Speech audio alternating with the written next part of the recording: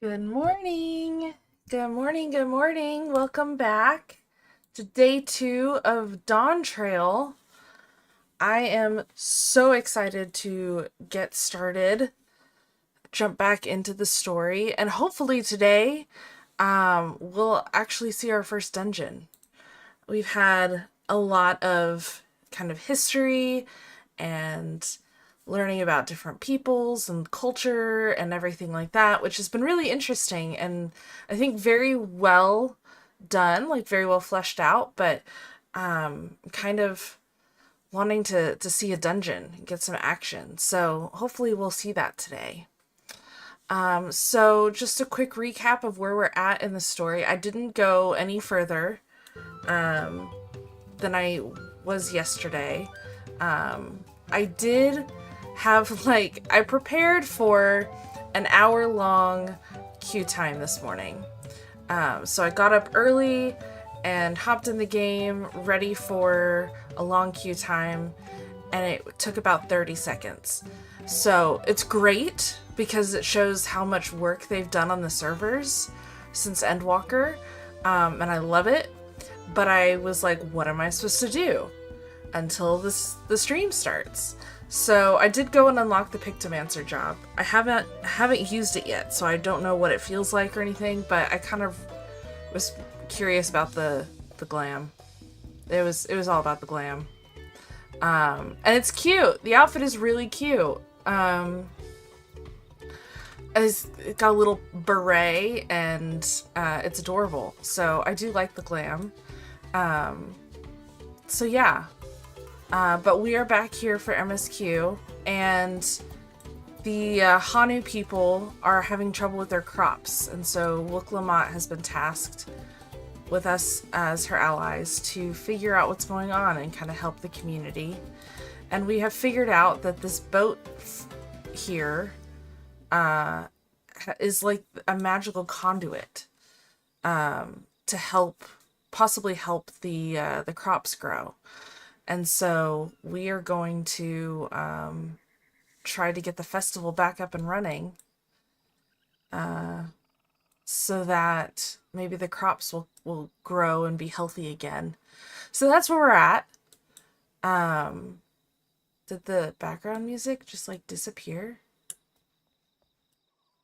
I think it did. Like the song ended. Oh, look at the little hippo yawning. Okay, there's the background music again. I was like, what is happening? I need my music.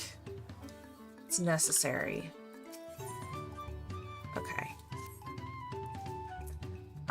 Okay, so the shipwright's name is Wook Evu. He's Jabral, maybe? That's how you say it? Who only moved to Kozumauka a few years ago, but has since mastered our customs to an almost frightening degree. He's especially strict when it comes to manners, so make sure to offer him a proper Hanu greeting. We wouldn't want to offend him right before asking a favor. Oh, great. So, I'm probably gonna have to remember what that greeting is. And let's hope that I remember from yesterday. Wook apparently remembers how it goes. Alright, so let's head to, I'm guessing a village east of here?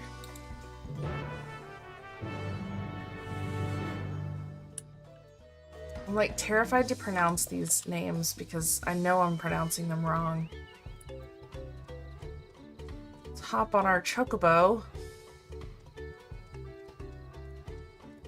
This is a very bouncy little bag on the back of my chocobo. I mean, it makes sense. It's on the back of a chocobo, but it's very bouncy to look at. I've been loving, I know I mentioned this yesterday, I've been loving seeing everybody's bardings on their chocobos. And there's so many more than I knew. And I feel like in the future, like in the near future, I'm going to have to go on a hunt for new chocobo bardings. Because I don't have very many.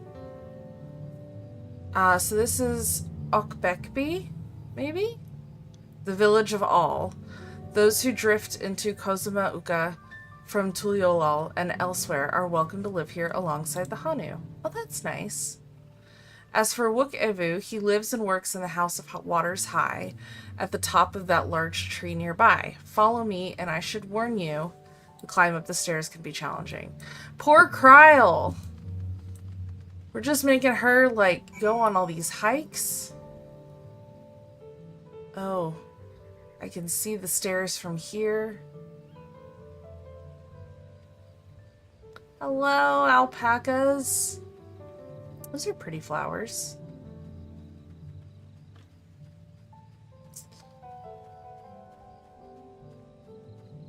The House of Waters High.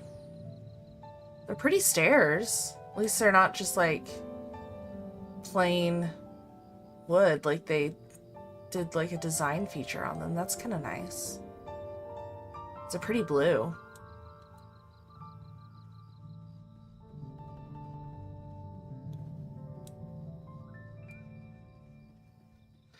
Wow, this is really windy.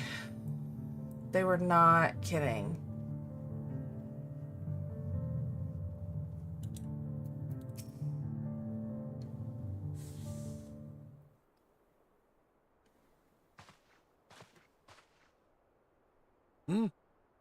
What do you want with me?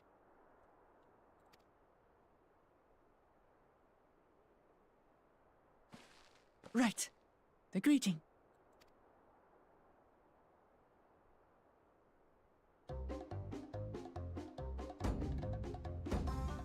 Oho Kali!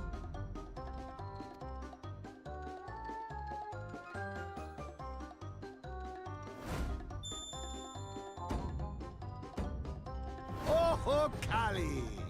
Okay, good, she remembered. I was a little nervous.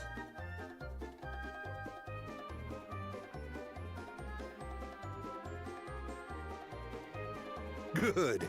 You brought your manners with you.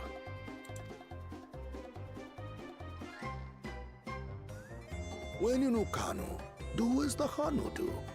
For a country as diverse as ours, the preservation of harmony demands that we respect the cultures of all peoples who call it home.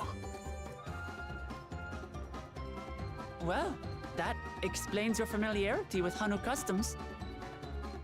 And you speak truth, of course. To live together means to learn about each other. Ah, I appreciate an open mind. In fact, I get the sense we've met before.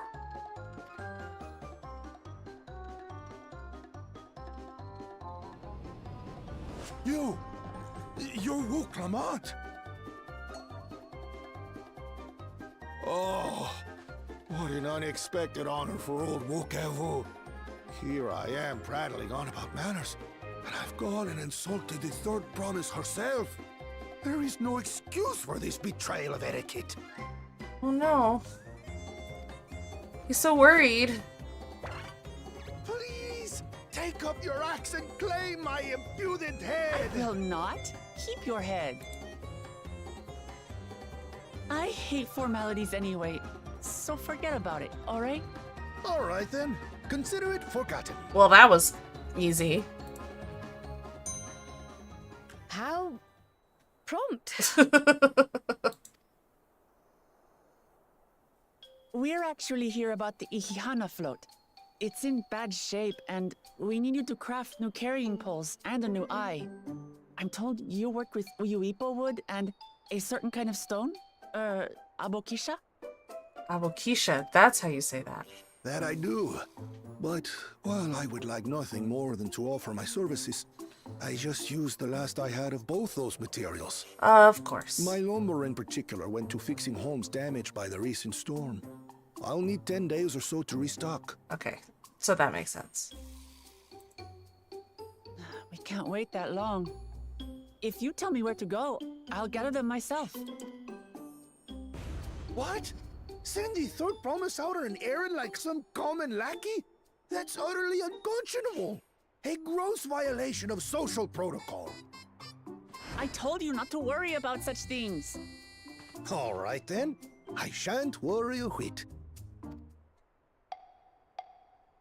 You recover so quickly. What What's with your Hanu friend there? I am festival leader this season, and have come along to oversee the float's repair. As strange as it may sound, Wuklamat and her friends believe the float is an arcane focus, meant to encourage the growth of our struggling reeds.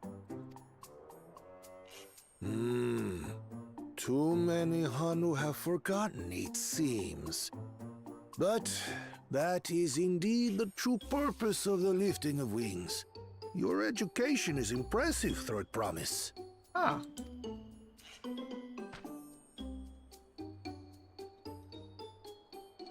Well, maybe a little. Just forget Alphano came up with the idea.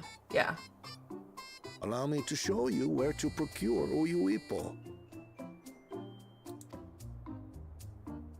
We can leave the Abokisha to your friends, I presume?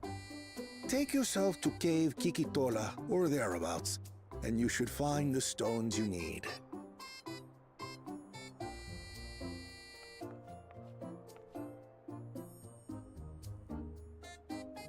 I've been there once or twice. I can guide you. I was gonna say, can someone tell us where that is? Because we've never been here before. That should save us some time. All right then, let's get moving.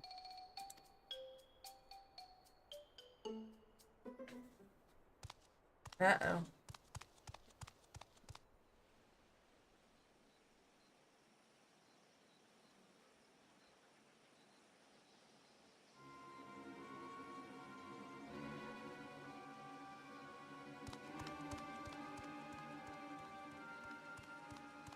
Chosen one of your rivals is making progress.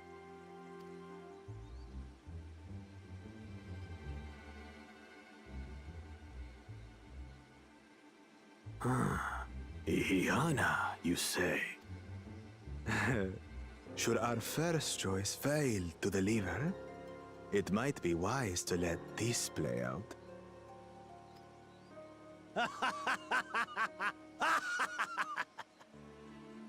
The third-rate promise is making herself useful after all.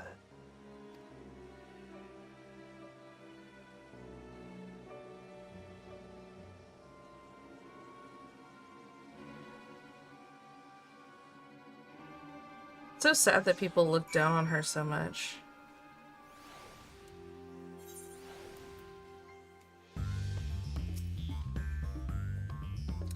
Cave Kikitola is southwest of Okanu. We can return to the village first and then head there on foot.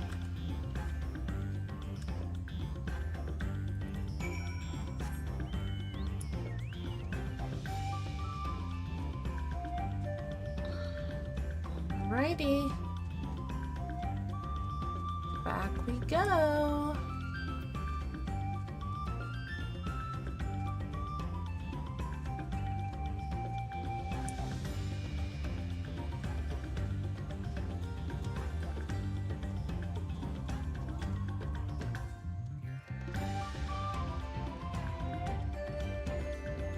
At least these villages aren't like terribly too far apart.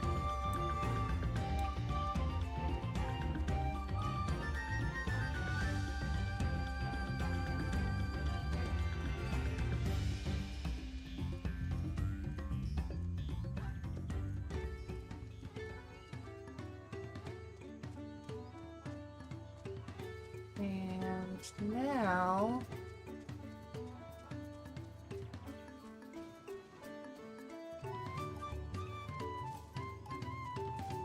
this way, I'm assuming? Yes, there's little Kryl.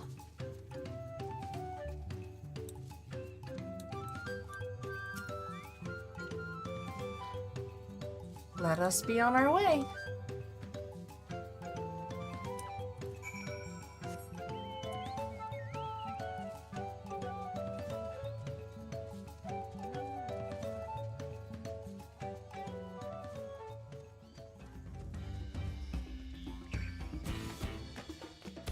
Just gonna keep running.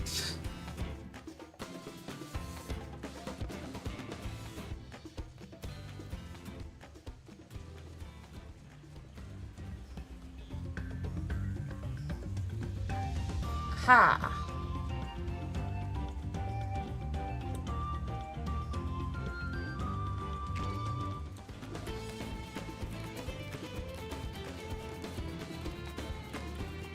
I want to get the aggro of something else, so I'll go ahead and...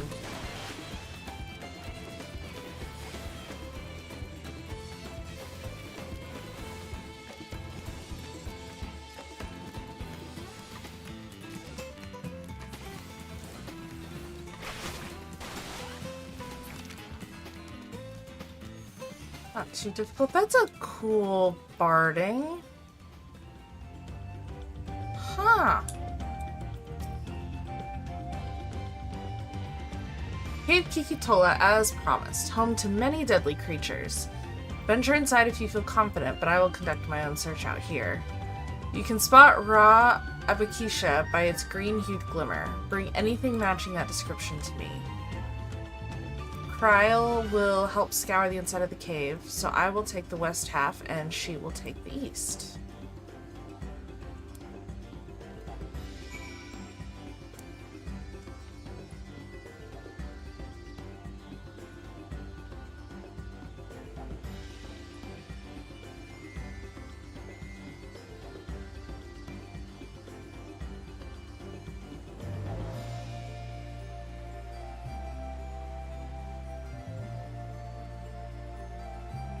All plants, some glowflies.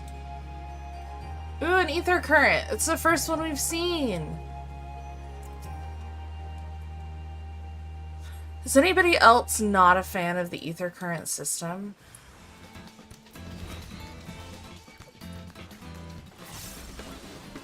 I am terrible at getting my ether currents. Like, obviously, if I see them while I'm running the MSQ, I'll grab them. Or if I'm doing something else out in the world, I'll grab it. But,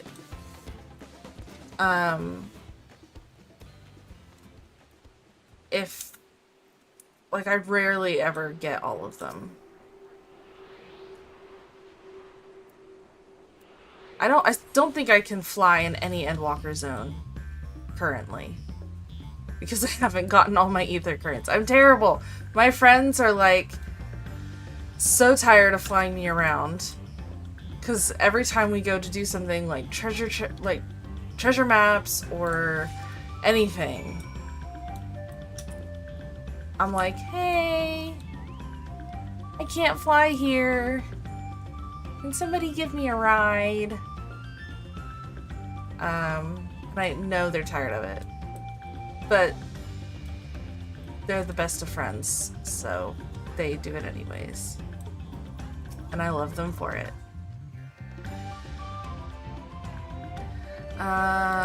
Yes, I found a stone. Yes, this is Abakisha. Along with Kryl's contribution, we have more than enough for our needs. The stones you've brought shine very brightly. I thank you both. Awesome. Uh-oh. Something bad's gonna happen. Aw. Hana must be reminiscing. That's the word. About somebody. She said he would have been happy to know we were putting things right. Truth be told, a good friend of mine was meant to be festival leader for this year's Inihana. Or Ihihana. But when that big storm hit, he did not survive. It fell to me to carry on in his stead. Aww. That was why you agreed to Wuklamat's request, despite your initial reluctance. Yes, it hurt to hear, but she was right. Though I must mourn, I cannot let my grief consume me. Her words made me realize that the path to my recovery, our recovery, is already laid out before me, and I will walk it, for myself and for my friend. That's so sweet. Thank you for sharing your story with us. Please rest assured that we've taken your plight to heart. I'm certain our companions are procuring the other materials as we speak. Everything will come together and the Hanu shall host a splendid, uplifting festival. That we shall. With that, let us return and deliver the Abakisha into Wook Evu's waiting hands.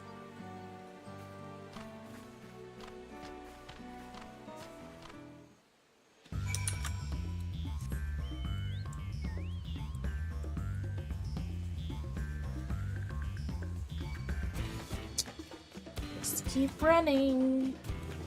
They give up eventually.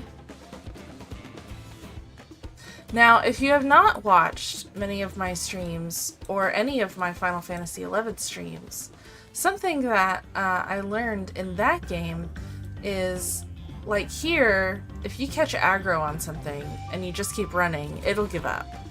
It has like a zone, right, that it stays in. That's not the correct one. I'm not going the right direction at all. But there is a zone that all of the enemies stay in, and like if you go out of their zone, they give up and return back. And that is not the case in Final Fantasy XI. They will just keep chasing you until you die or you kill them.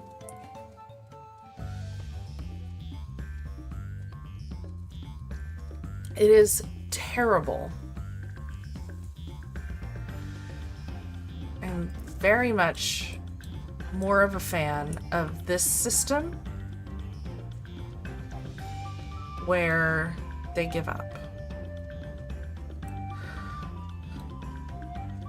So then I can just keep running and go about my day.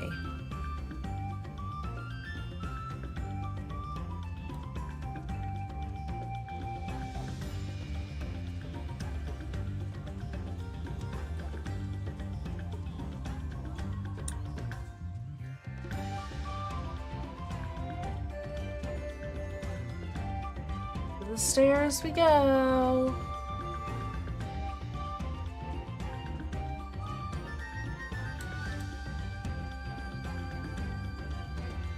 Trying not to get dizzy.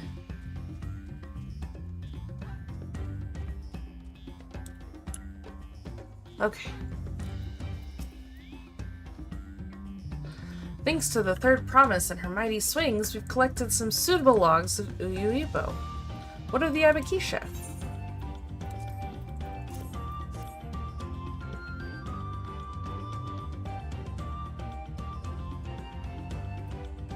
Yes, these are excellent samples, a goodly quantity too. At this stage, you've likely surmised that the lifting of wings encourages the crops to grow. Not exactly how. Well, you're in for a treat. If all goes to plan, the results should be spectacular.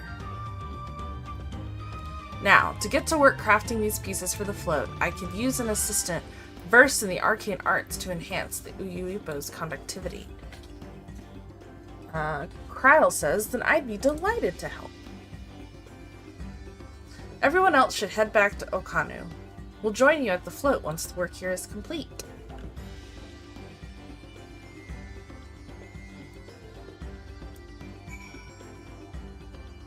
Right. Back we go.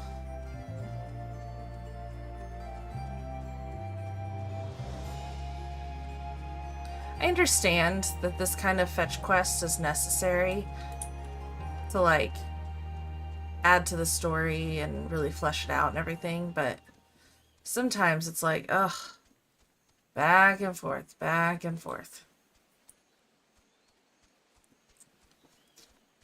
At least the scenery is nice.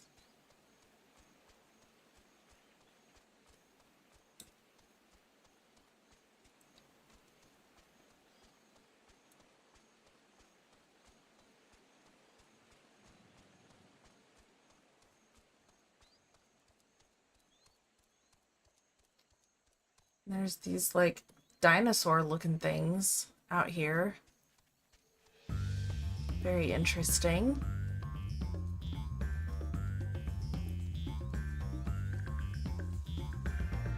Alright, we need to find Wook-Lamont.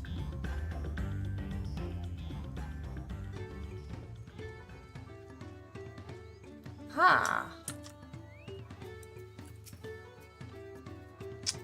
Gathering the Uyubo was a trial in and of itself. At first, Wook Evu criticized everything I did, and then he suddenly yelled, "I've spoken ill of the third promise and must punish myself," and proceeded to slam his head into a tree. I told him not to worry about it, again, and it was like snuffing out a candle. He's an odd one, that's for sure. At least we've seen to the poles and the new eye. Now we just have to wait for the feathers from the twins. Quest complete. Ooh, more dyes. We should get some rest before the excitement begins.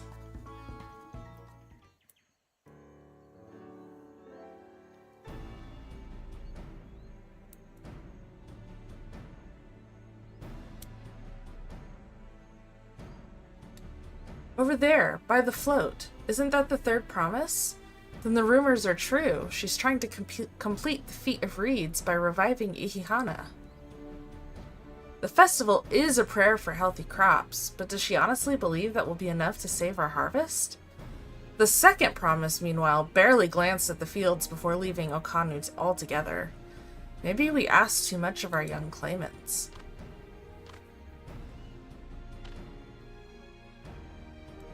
Oh, I wouldn't be too quick to count Kona out.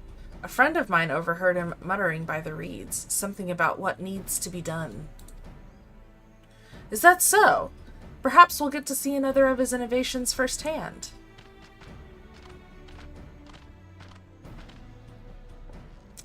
That sounds like our Kona. One look at the reeds was all he needed to think up a solution. Be that as it may, our own solution is nearly ready. Indeed, as soon as the others get back, our long-awaited festival can begin.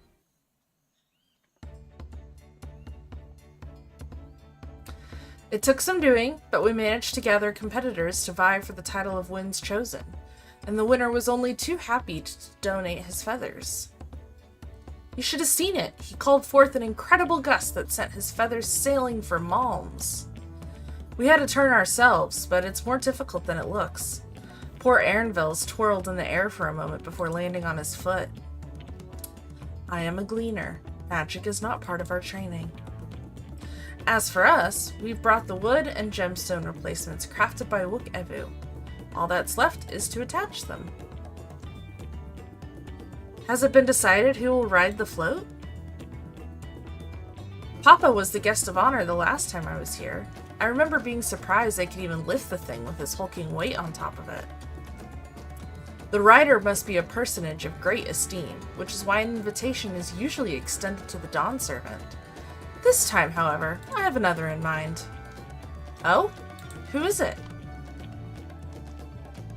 It's gonna be her. Our beloved Ihihana, the lifting of wings, is only being held because of you and your companions. Thus do I nominate you, Wook Lamont, as our guest of honor. Huh? Me?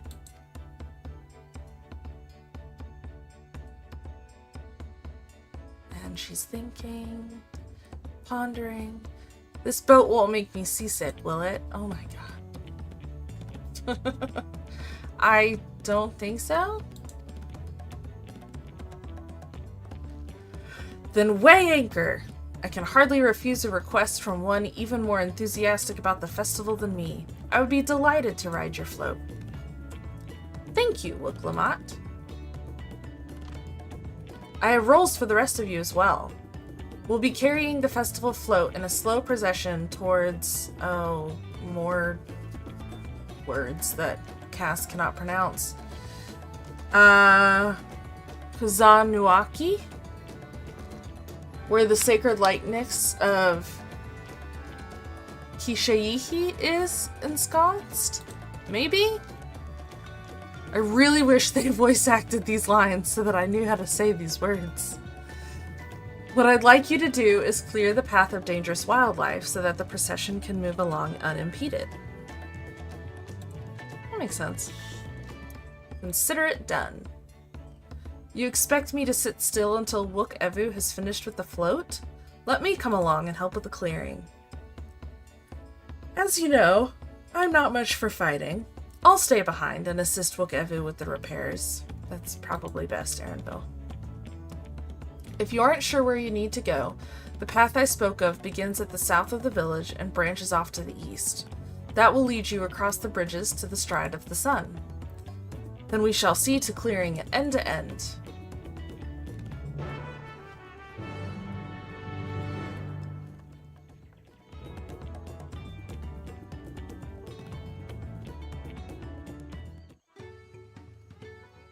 All right.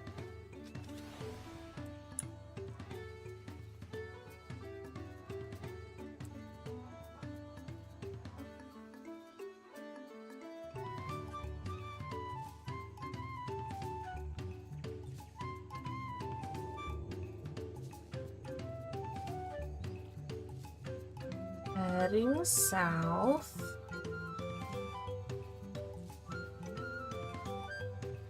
Ha, there they are.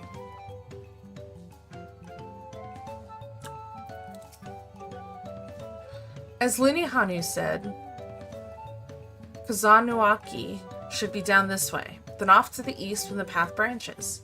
Then something about bridges and the Stride of the Sun. Anyway, let's split up and get to work. Once you've culled all the threats you can find, we'll meet up in front of Kishiyihi.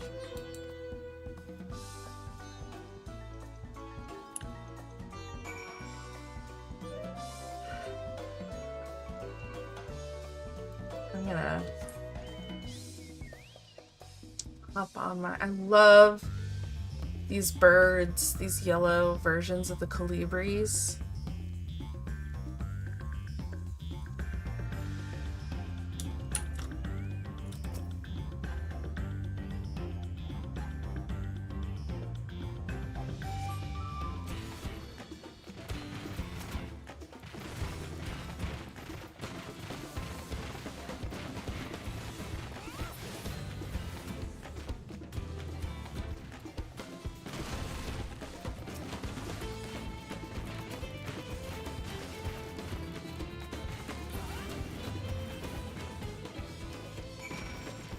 Right.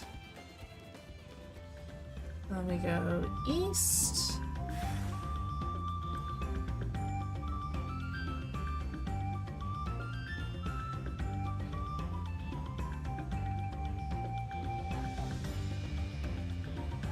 Ooh. More of the map has been revealed. Why am I not on my chocobo? And still not on my chocobo.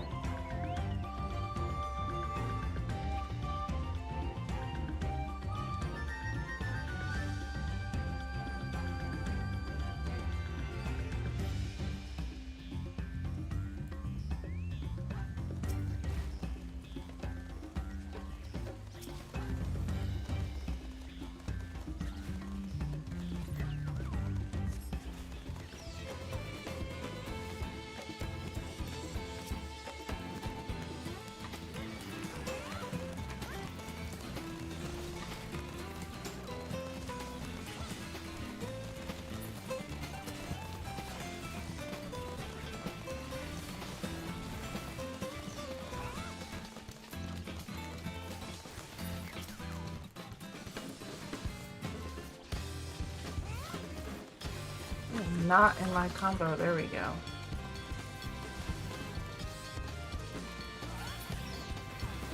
Ta-da!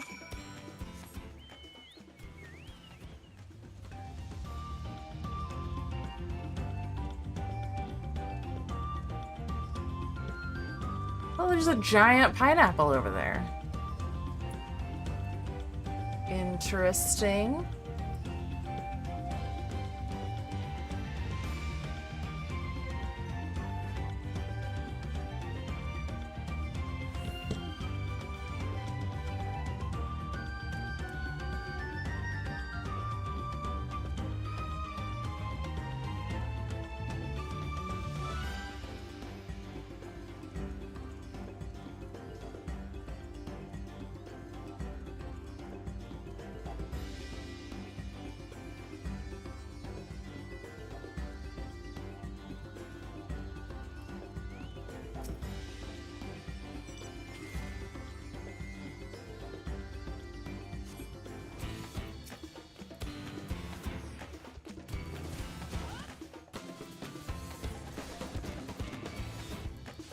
Oh, there's two of them.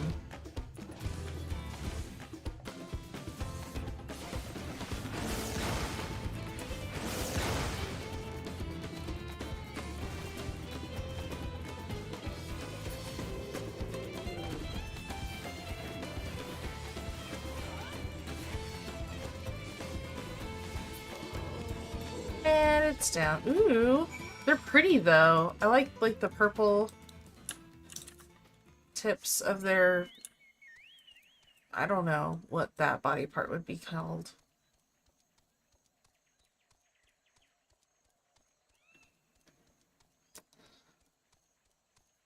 And we've made it.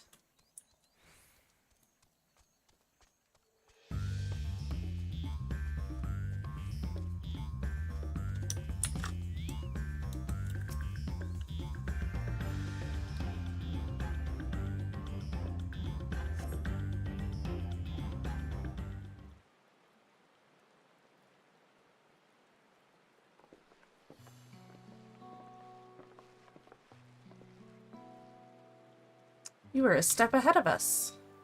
This must be the likeness of Kisha-Ihi. That's what we're gonna go with. We're gonna stick with that. The Hanu Hanu deity of the harvest.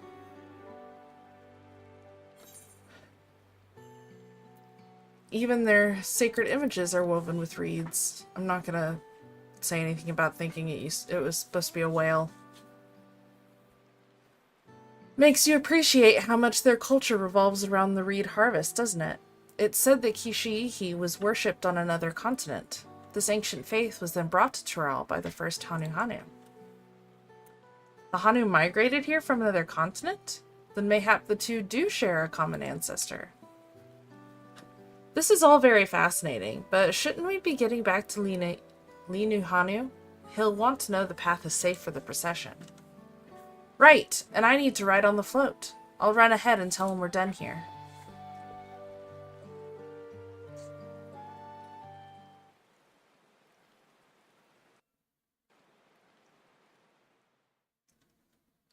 Meanwhile, in Okanu. Uh-oh.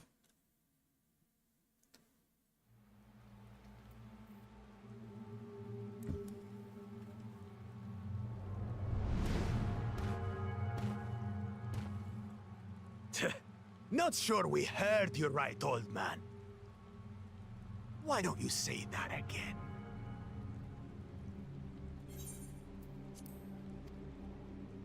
As many times as you'd like. The third promise tasked me with repairing this float, and I'll not relinquish it to an uncultured brute like you. Much less one that can't even manage a simple greeting. We wanted to handle this in a civilized way, but we're more than willing to kill you.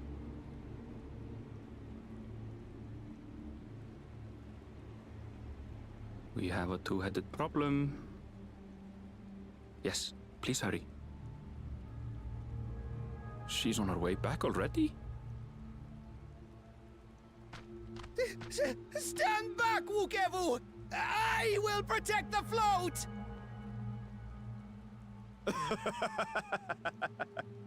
Are you trying to be brave, little bird?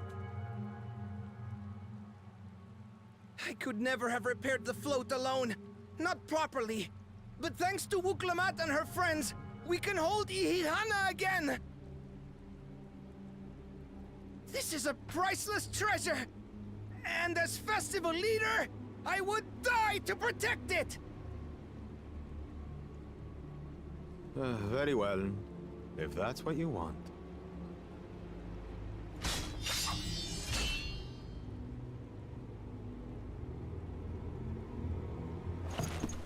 I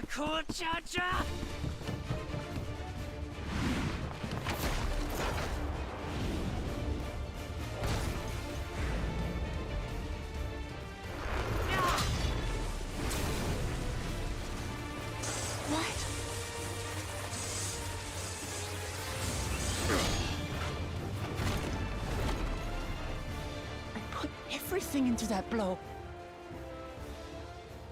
Oh no. Good. The better for you to understand the gulf between us. But you need more lessons. We'll carve them into your mangy hide until you cry and beg forgiveness. Well then.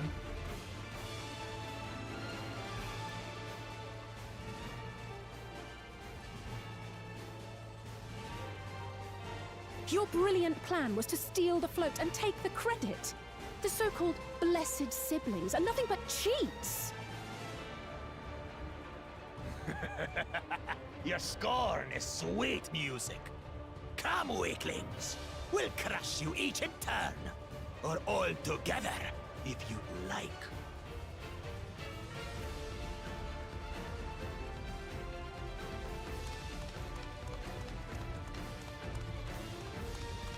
Calm yourself, Chosen One. If you fight in earnest, this will end in a massacre.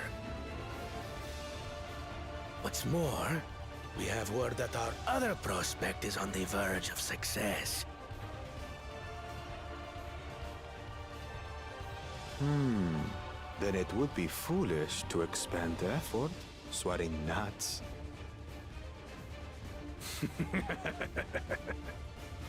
Lucky for you. Eh?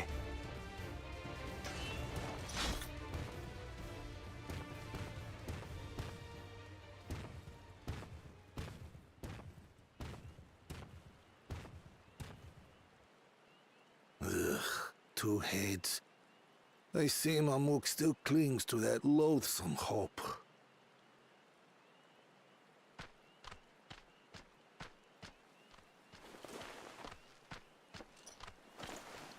Talk to us, Third Promise.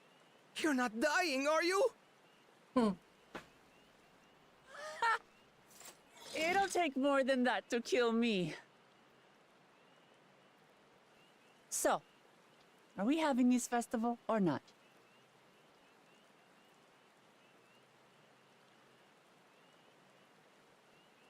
Yes! Yes, we are!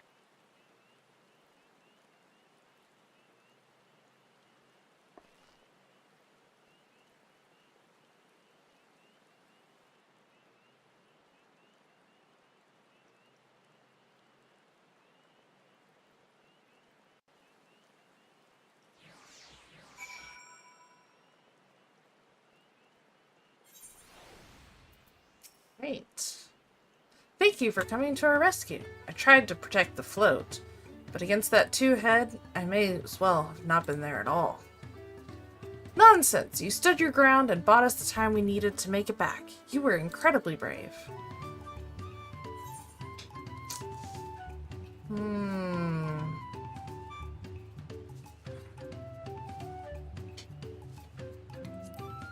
I think I'm gonna go for the Celeste green dye. It's a pretty blue-green color.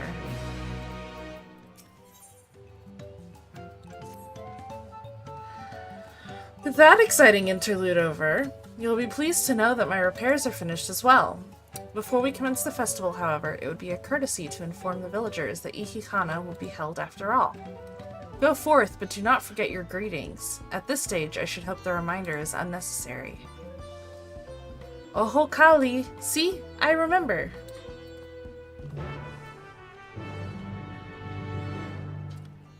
Alrighty.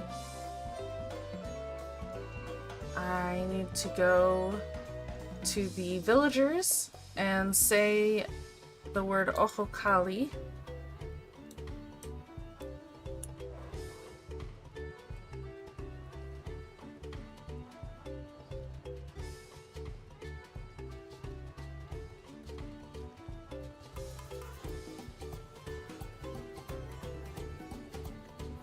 I feel like it's rained a lot since we've been in Tural.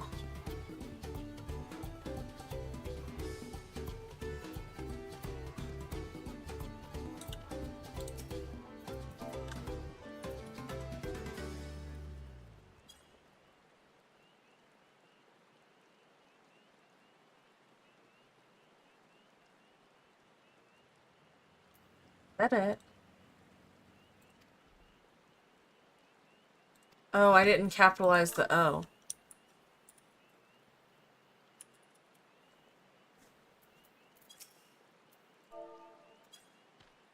Yep. It's got to be capitalized.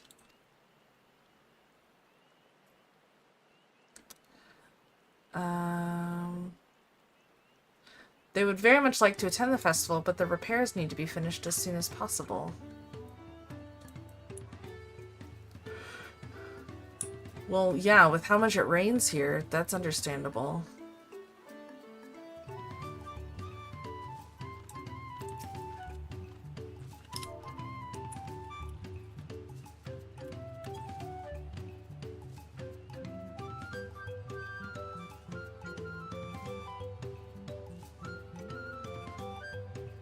Of course I'll be there. Nice. People seem to be getting excited about it.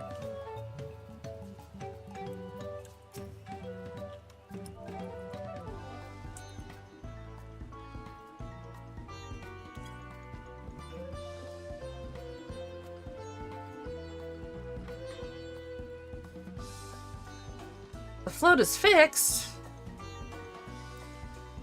I must go and enjoy the festival for those who no longer can. Aw.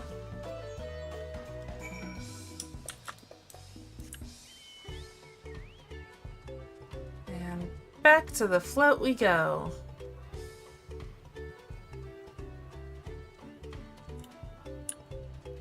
This way.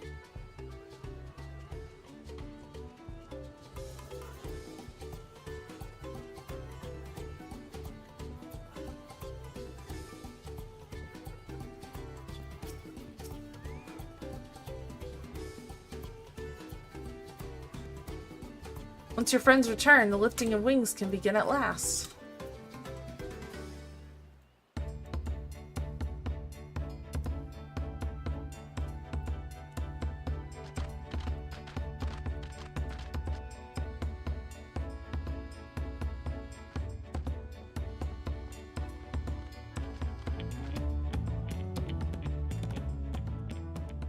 So few have come. I was just thinking the same thing. Like, only 3 people? Patience. Once Ihihana gets underway, no Hanu will be able to resist joining in. Just so. Ukewu knows well the heart of the Hanu. Have faith, Third Promise, and climb aboard the float. It is time for the lifting of wings. Right. Off we go.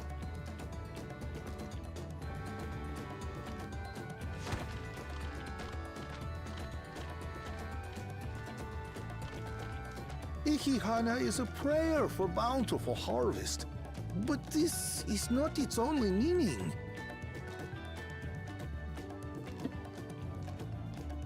It is also an exchange of pledges between rider and bearers, a commitment to a long and fruitful friendship. Listen well, friends! The personage we bear today is Wuklamat, the savior of our beloved festival! Let your shoulders burn, or your feathers fall out, but do not even think of dropping her!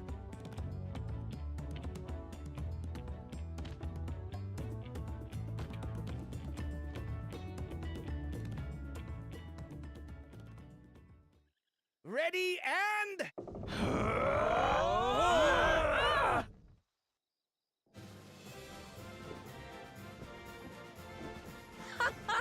I could get used to this.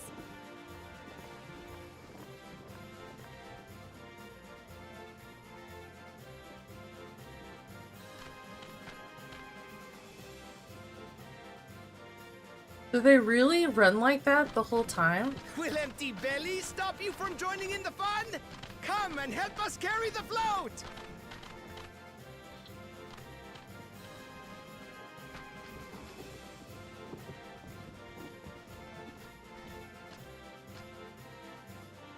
Well, well, well. to see the day that Dawn's promise would ride our boat again. We've not had the honor since you were here, Gulul Jaja.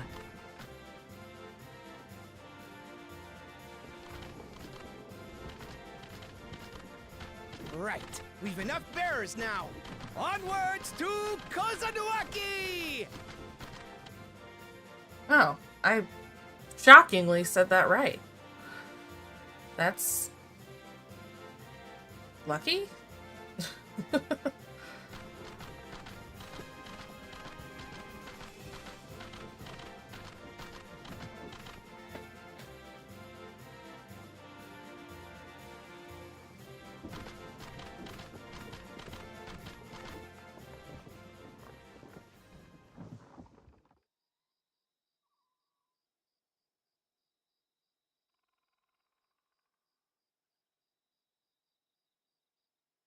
Watch well, for you are about to bear witness to the true glory of Ihihana.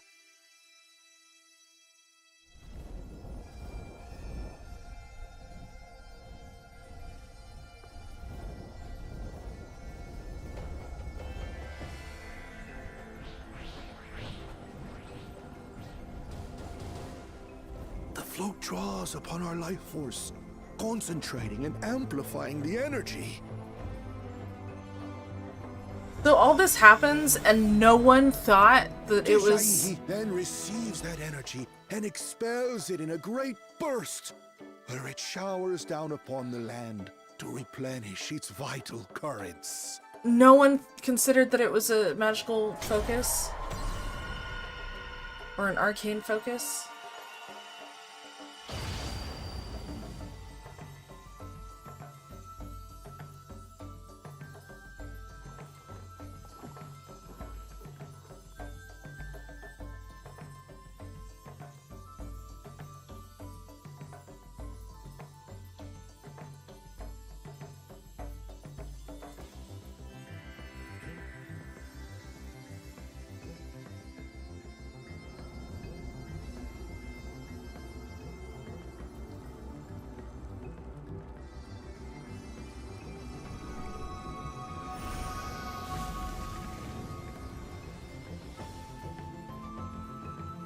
Magic. But it worked!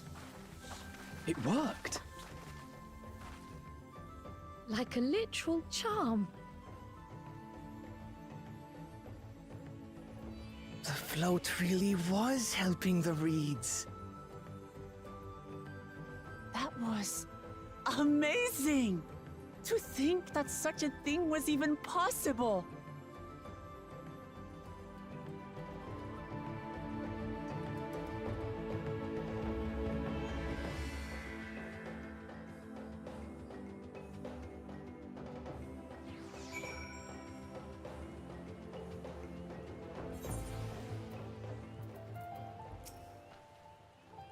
Could I have left the float behind like that? I was so excited to see the reeds. Nothing to worry yourself over. My brethren have been swept up by festival fever.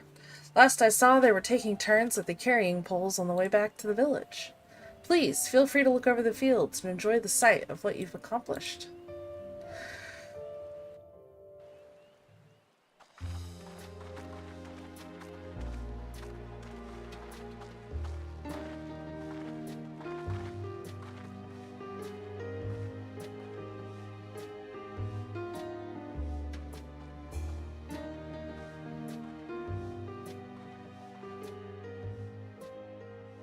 Some of them still look a bit sickly.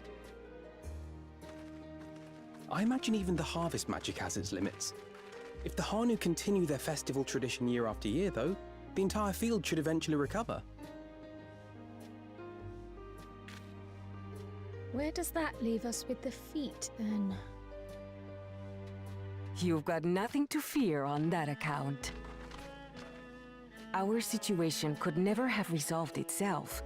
The revival of even a single reed would have served to demonstrate your commitment to the task. That you recognized the nature of the float and found a near-perfect solution in Ihihana proves your dedication. What's more, I don't think I've seen the festival produce such impressive results since I was a mere chirper. We have been lax in maintaining the float, diluting its magic and reducing Ihihana to hollow theater.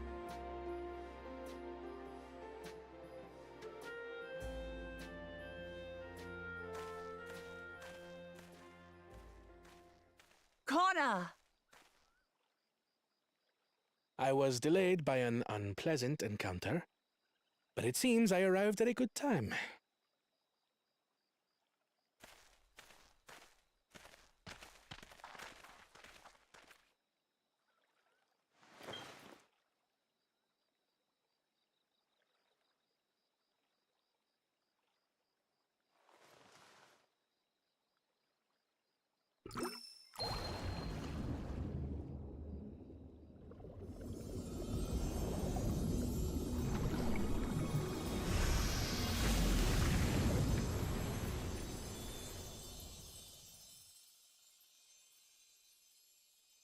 Oh, isn't that wonderful? What? You just pour in some mystery liquid and problem solved? Stagnant ether was to blame for the reed's poor condition. I assumed that was an alchemical concoction which enhances ethereal conductivity. It utilized the flowing water as an ethereal current, thereby promoting the transfer of life energies. A method I could not have devised without the education I received at the studium and the cooperation of my Archon allies.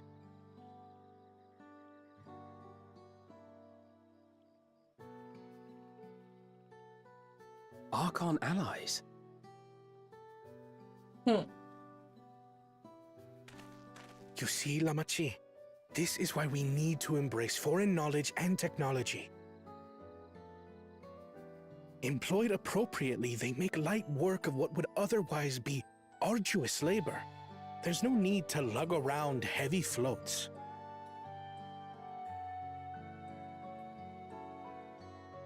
Well, you always were the clever one, brother.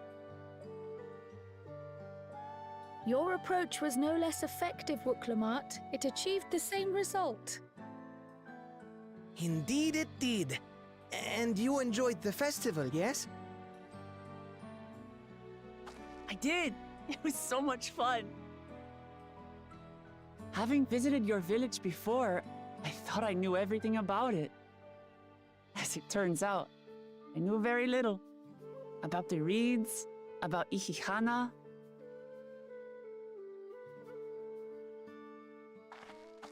With all I've learned this time, I feel as though I've really come to know the Hanu. And I like you even more now than I did before.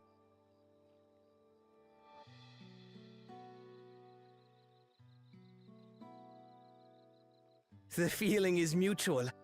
And it's not just you who had a lot to learn either. I'll never look at our float the same way again. The two of you have exceeded expectations. Come forth and claim your stones.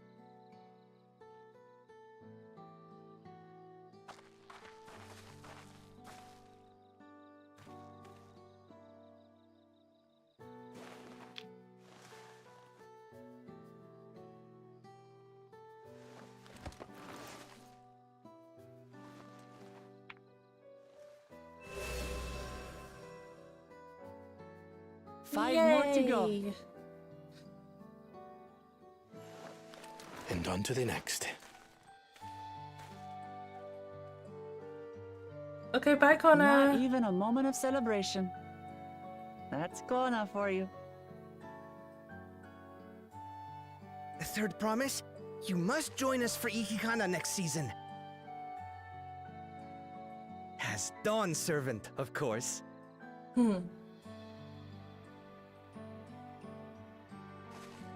Right. It's back to Tulihiola for now. Thank you for having us. I look forward to seeing you all again.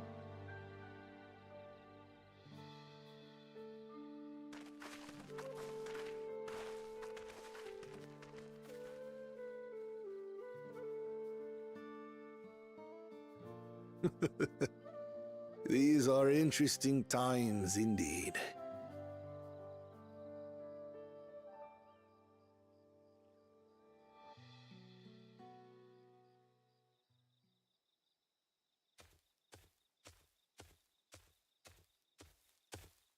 The concoction was brewed by Kona himself. It's a test vial, but it should contain the same reagents.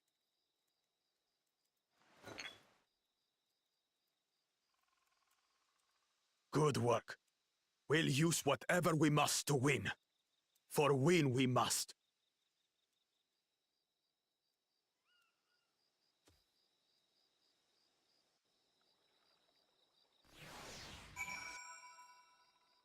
I don't like it when people cheat.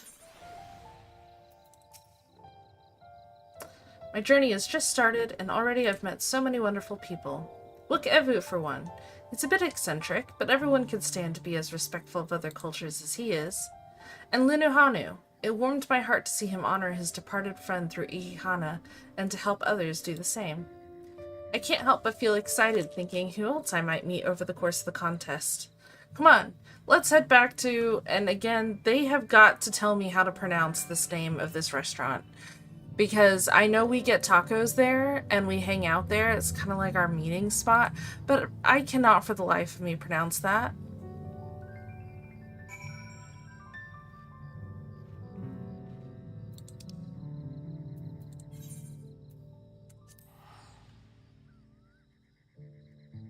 It's very uncool of them to just expect me to know how to say that name.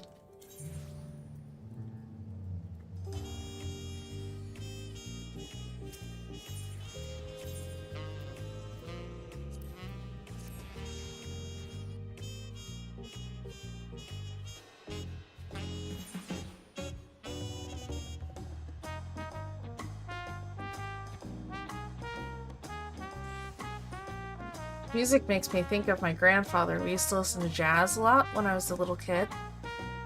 He loved music, and so we listened to pretty much anything and everything, but lots of jazz. And this reminds me of that. Aww! That's such a cute little glam! And she matches her minion! Oh, I love it. So cute. Okay. Look at us! The contest has barely begun and we already have 2 keystones. Surely even my talented brothers aren't doing this well. We can only hope.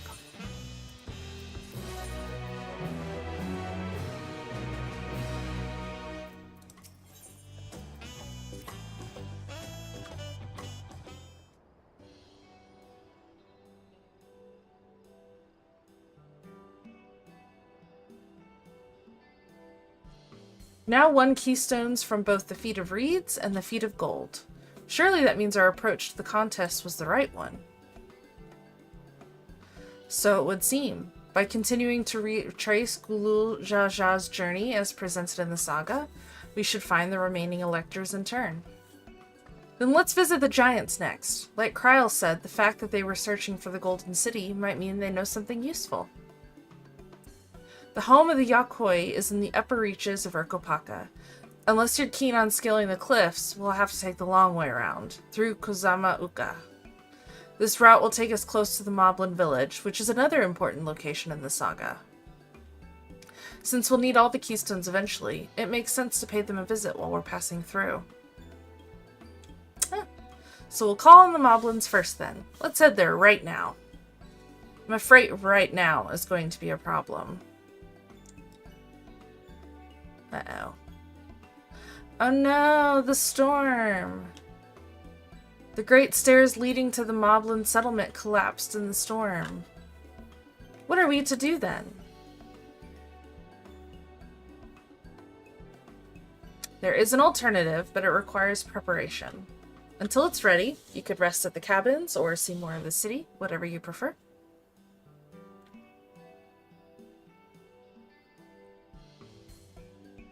Just to be sure, you'll accept any method of travel as long as it gets us to our destination. Of course, who do you take me for? Then as your guide, I will see to the arrangements. Okay, I am worried. Seems we have some free time on our hands. Let us make the most of it.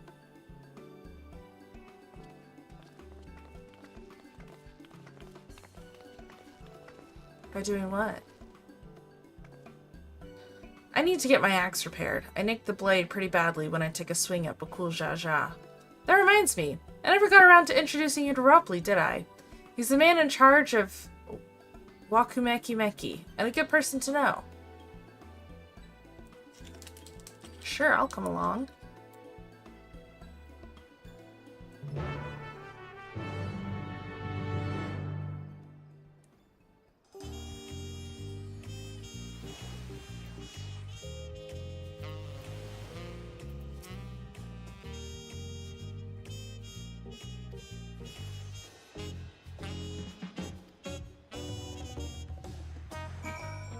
Okay, she is accompanying me.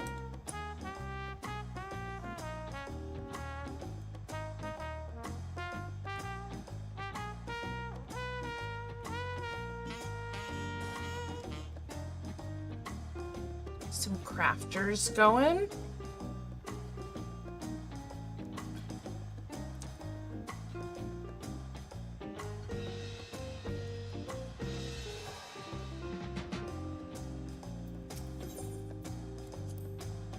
This is Aunt T's Tacos, named for its owner here, the lovely T. Sol.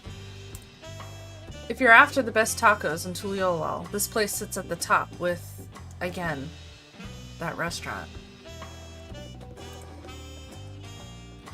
You say that, Third Promise, but you only ever eat at old Brooke Eva's food. Come and buy mine for a change. Sorry, T. Sol. It has been a while, hasn't it? I swear I'll stop by for a bite once the contest is over.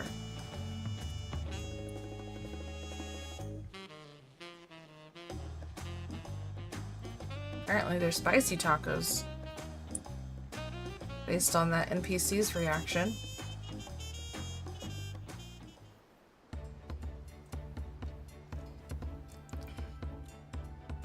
My, the Third Promise. How may I assist you this fine evening?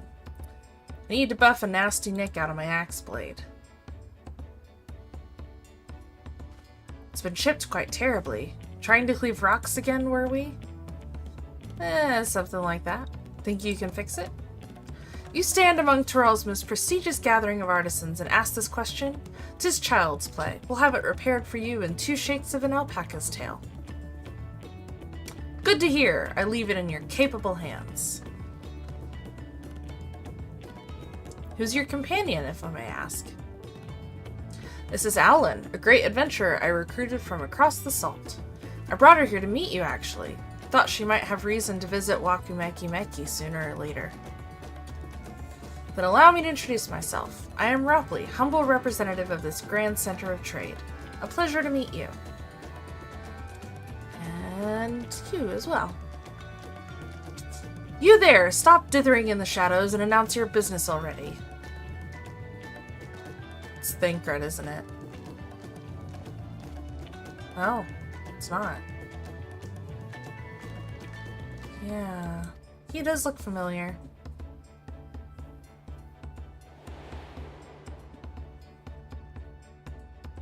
Oh yeah, he was on the ship.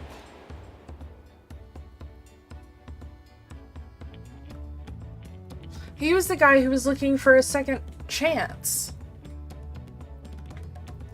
Yeah, a jewelry maker. Juan Jean Tane? You've been loitering like a flighty admirer who can't pluck up the courage to confess his feelings. Out with it then. Why are you here? That is to say... And then he runs away. And we're no closer to solving that enigma. I wonder if he could use someone to talk to. I say we go and ask. Let me know by Link Pearl if you find him first.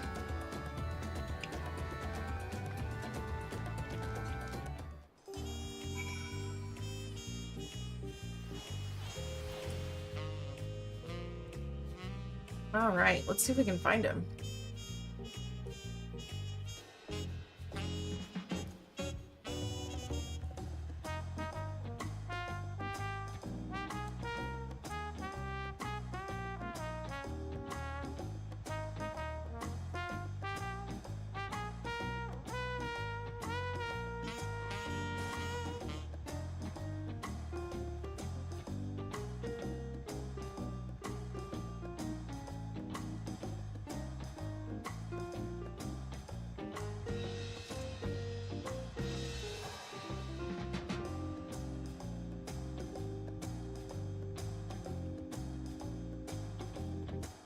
Let's see. He's hiding out here somewhere. Aha! There he is.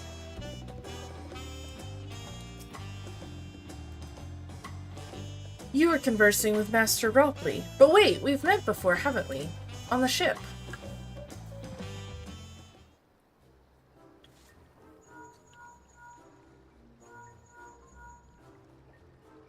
You found him?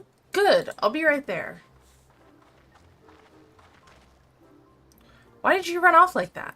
Do you have business with Ropley or not?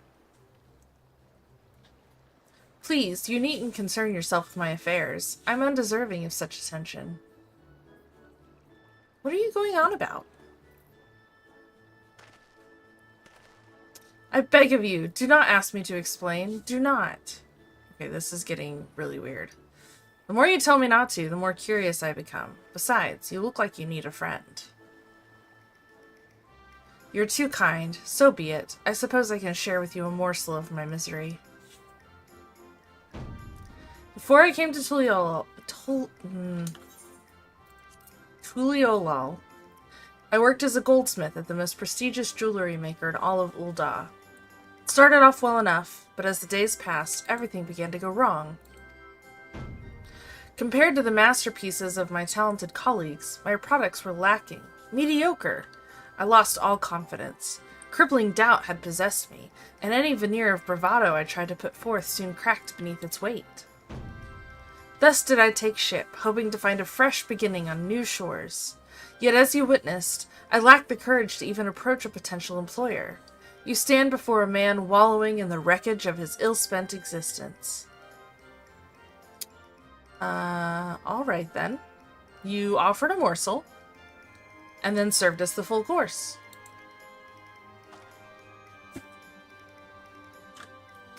You must have really wanted someone to hear your story. If you like, I could try to give you a few words of advice. Then, you have experience with my predicament? Of feeling terribly inadequate compared to your undeniably superior peers?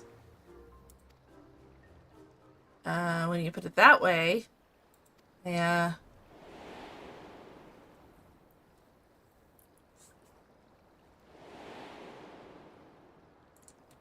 Flashbacks to scenes of their siblings. Haha, not me! I'm Wook Lamont, third promise of Tuliolal. Daughter of the Dawn Servant. Oh, of course, you're a member of the royal family. Please forgive my presumptuousness. But what of you? Have you ever measured your work against that of your colleagues and found yourself wanting?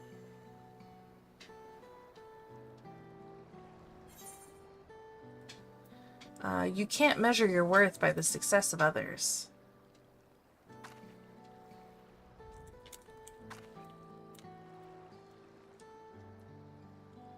How can I not? Should my work not meet the same exacting standards, no new commissions will be forthcoming. What then was the point of my becoming a goldsmith?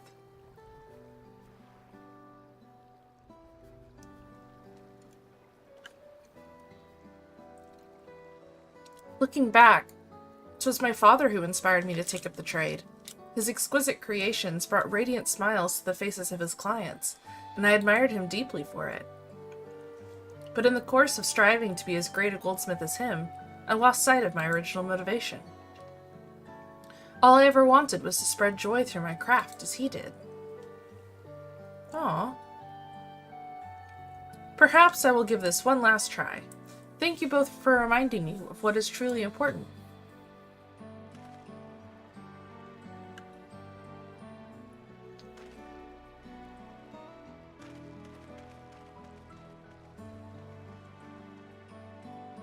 What is truly important.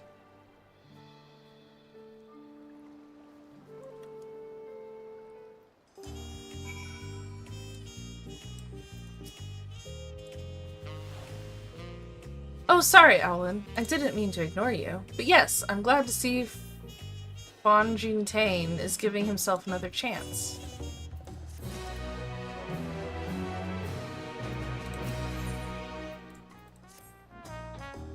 I can't help but wonder if he will follow through. Let's see if he's actually gone to talk with Ropley.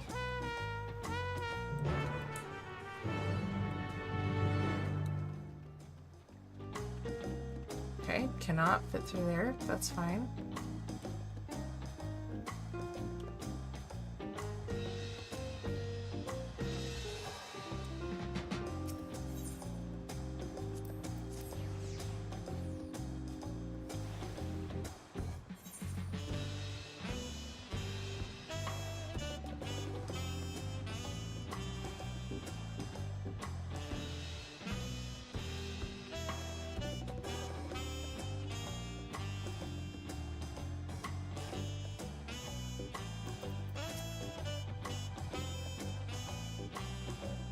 It was kind of you to come, but you needn't worry. I've found my courage. Oh, good.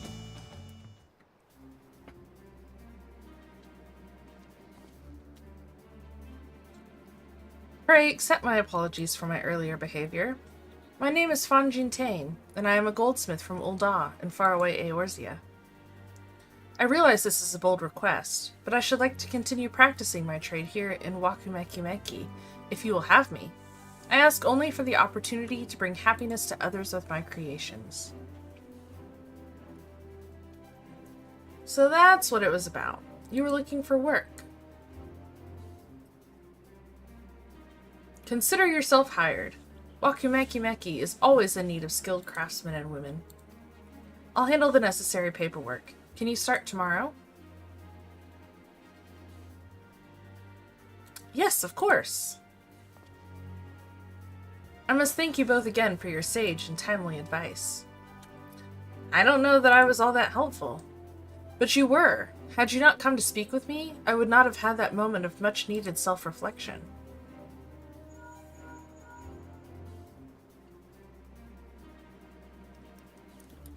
The arrangements have been made. Come and meet me at the entrance of High Tide Harbor.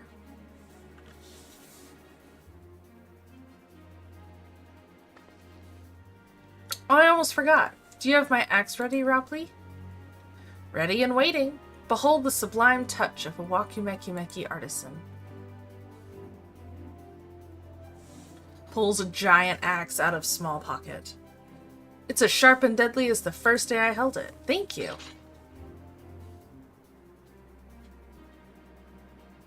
Well, good luck to you. Let me know if that doubt creeps back in. I'd be happy to talk you out of it. As for us, we should head for the harbor. Wouldn't want to keep Aaronville waiting.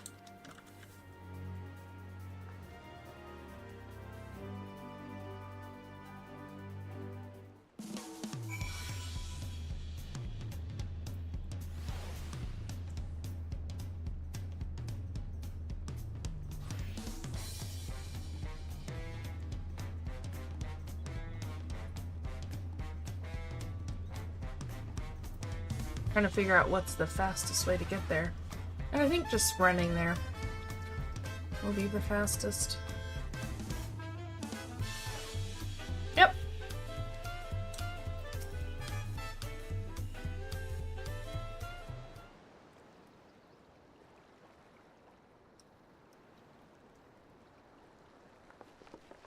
Enough with the secrecy. What's this big plan of yours?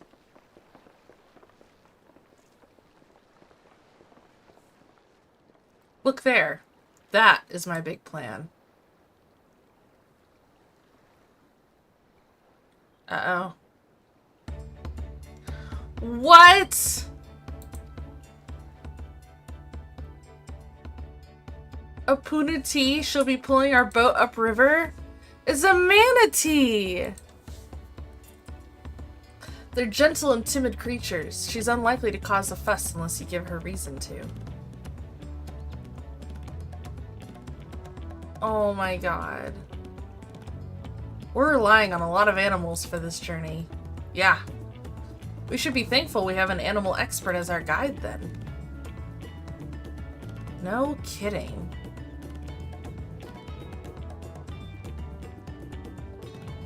But did it have to be my old nemesis? Another boat? Well, I took you for someone who was up to the challenge. Was I wrong? Ugh. Long ago, when fighting still raged between the clans, the inhabitants of Kozama Uka rowed these riverboats to move swiftly through hostile territory. But the vessels see little use with Tural now at peace, so I was able to borrow one of the few which remain. I did consider a dirigible, but the pilots warned me that the updrafts near the falls would make landing difficult.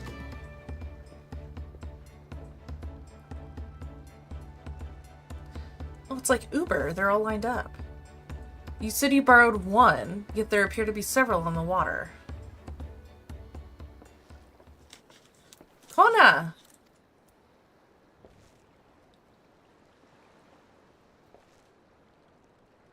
Lamati. Traveling up the river, I presume?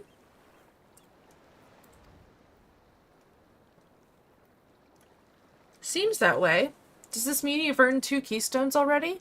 I can't believe how well you've managed despite undertaking the contest alone. He's not alone.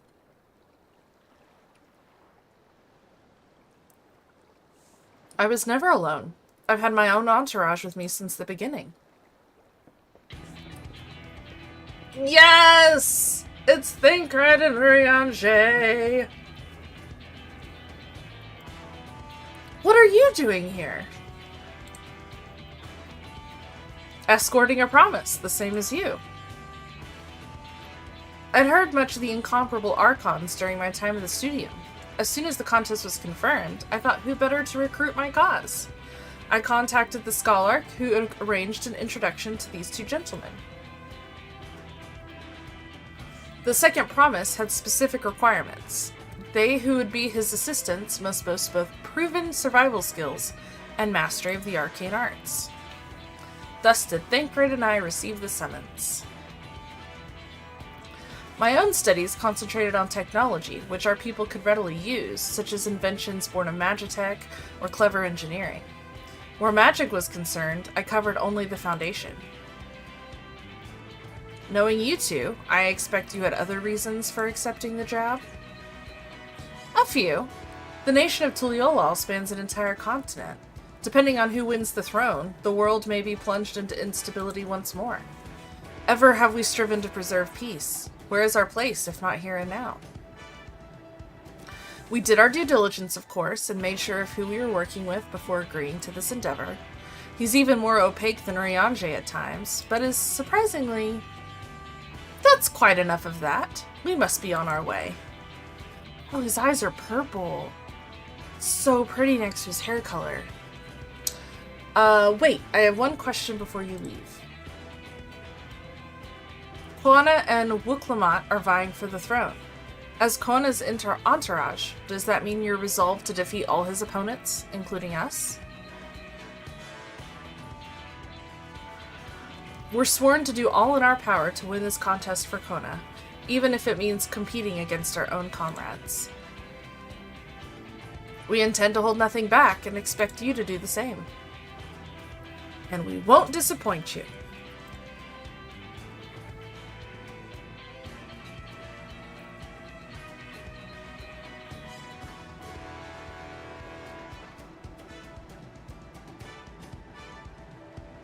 I thought you were taking a boat. Oh yeah, because they're leaving. If even you have been forced to travel on water, then the others will be doing the same. I would rather walk than risk confrontation on a leaky barge with no possibility of retreat.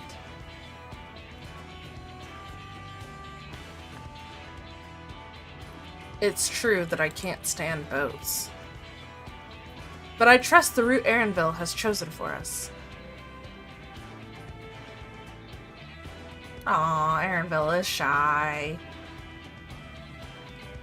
Leave the handling of the Punati to me. Should other wildlife attack us, however, I may have difficulty keeping her under control. Do your best to draw them away, as far from the front of the boat as possible.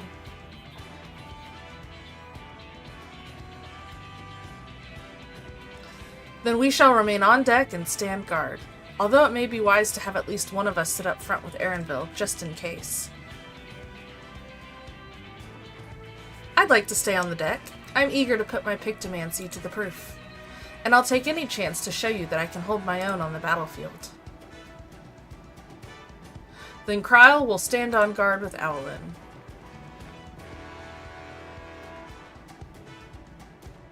Sounds good to me. I'll keep Erinville company then. With my blade, I can respond more quickly to threats than Alphino.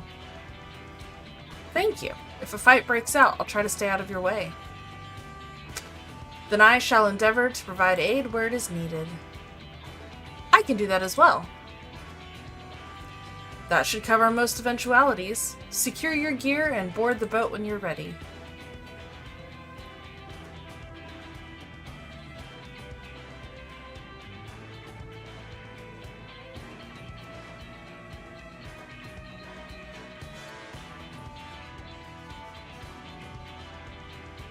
Time to begin. It's so creepy, standing in the shadows and watching from afar. Aha! We finally get a dungeon!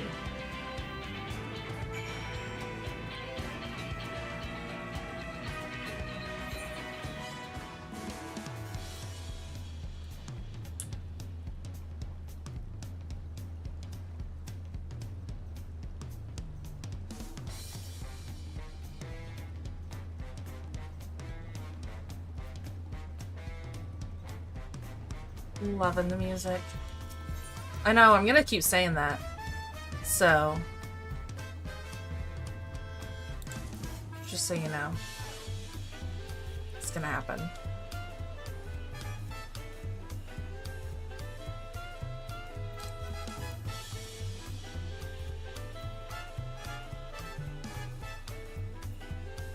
And first runs, I always run with duty support. Because I don't like running as a tank without knowing the dungeon. And also it guarantees I get any fun drops at the end.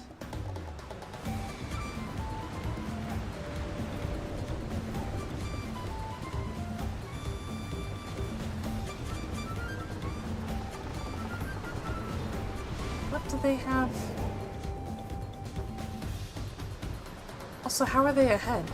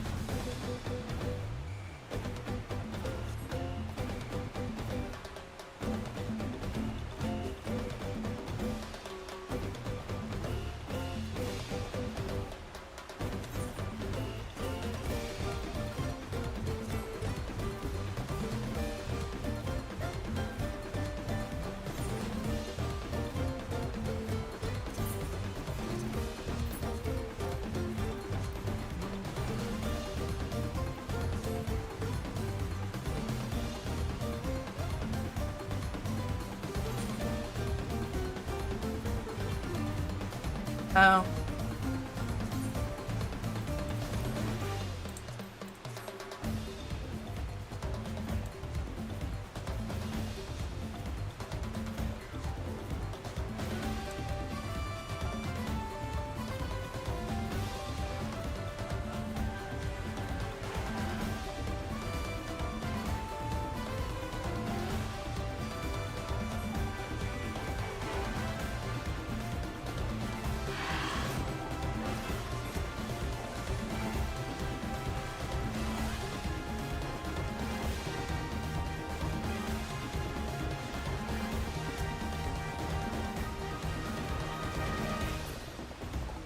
Oh, I don't have any access to that one. Okay. There! Try this! Alright, I gotta wake up. Obviously.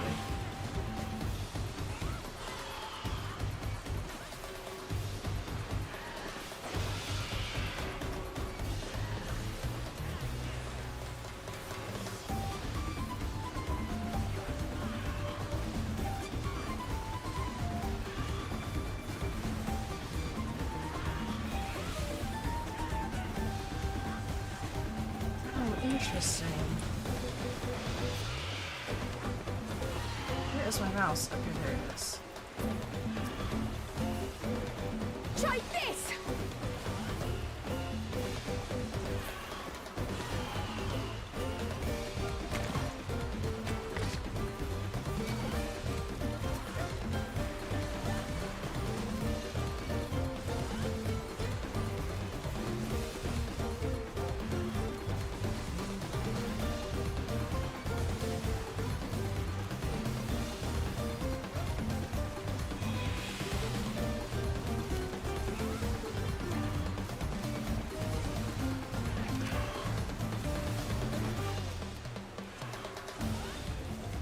really wish they used AoEs. That's the one thing that I don't like about running content with the trusts, is their lack of AoE usage.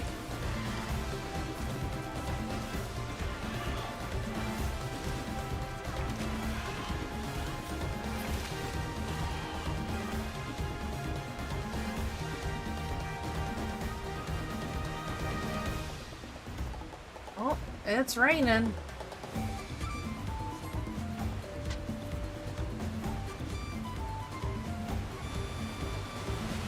You gonna crash into them?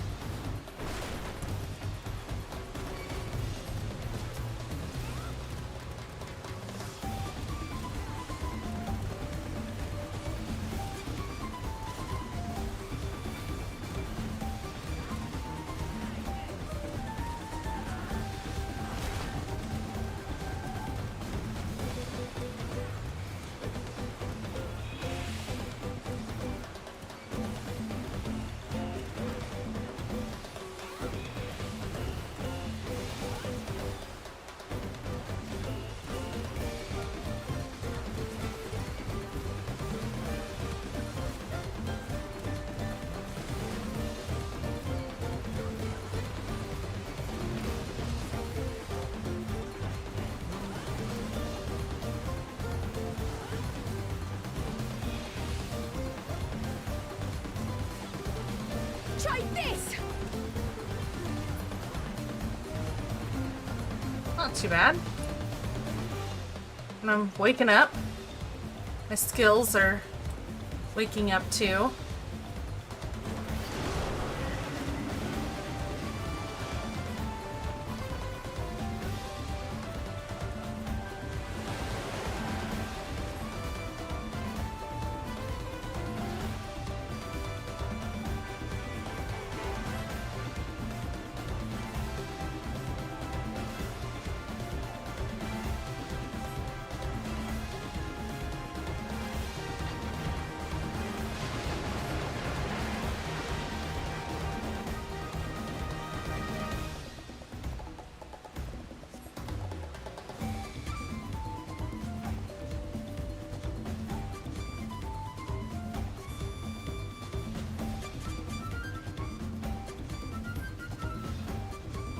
A giant puniti.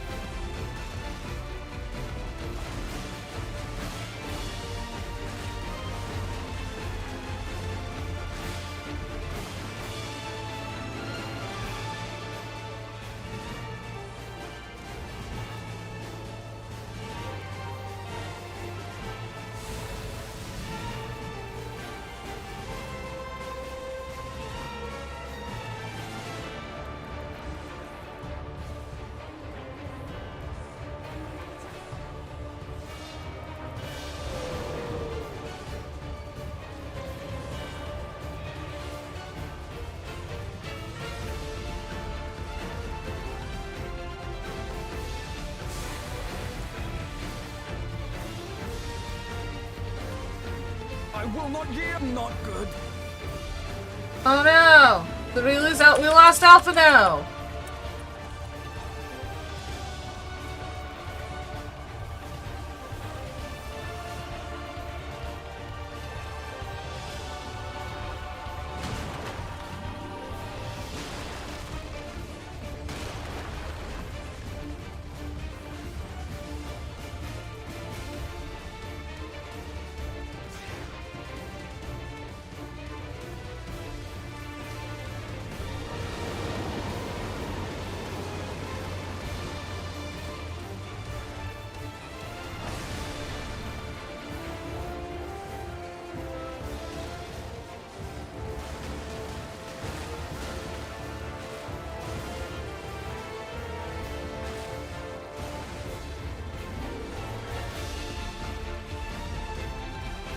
no.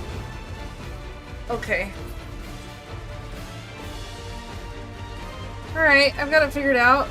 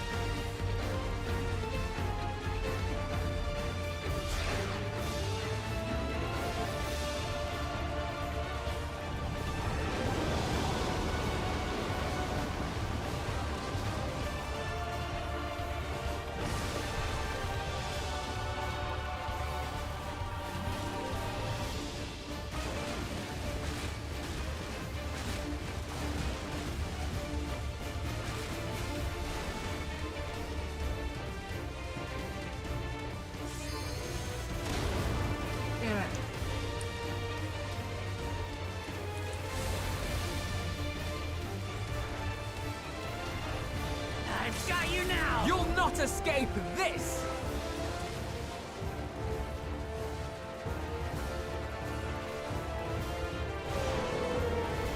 There!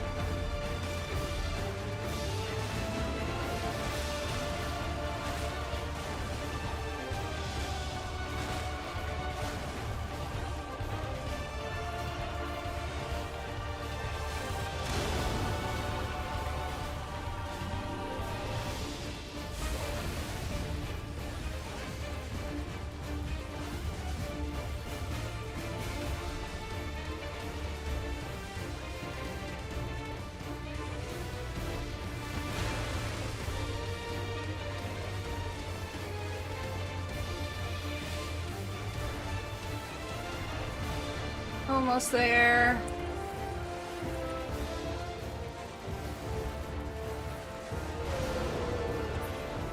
Yeah.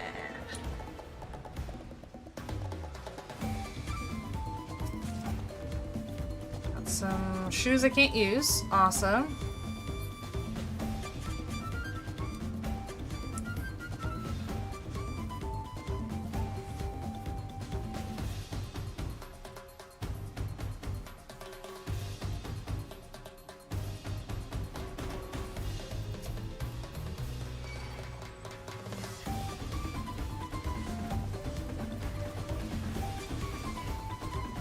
Another thing that I don't like about Trust is the fact that since they don't use AoEs, I don't like pulling more than one trash mob at a time. Because every time I do, we die.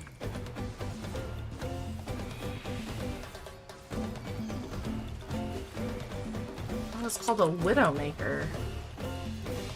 That's ominous.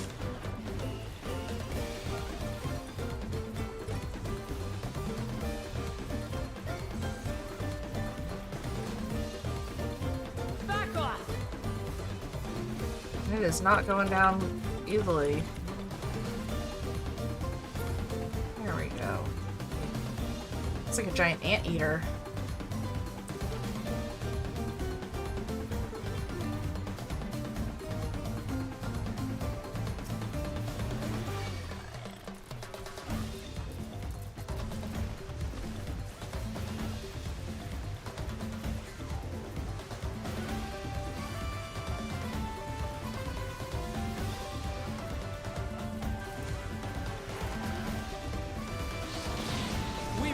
hold back. How did I not have aggro on everything?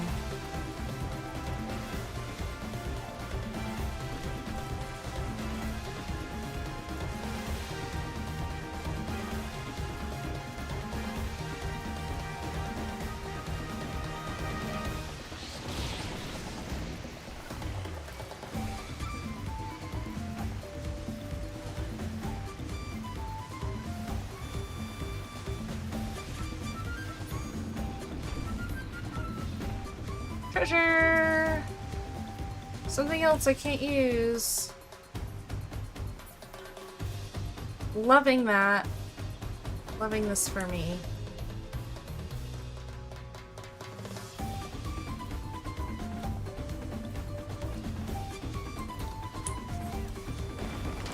Really, Thancred? This is so rude.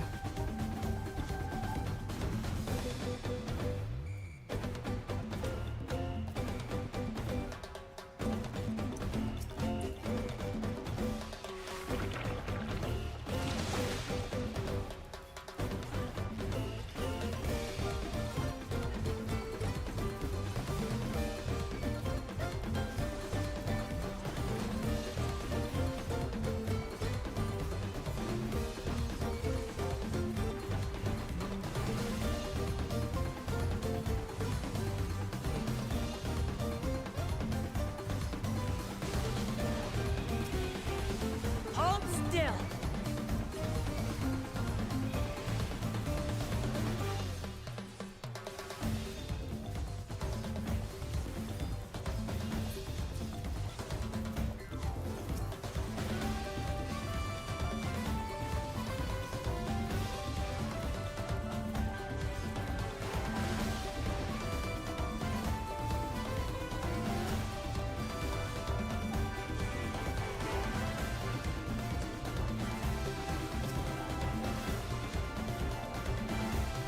Oh, wrong button.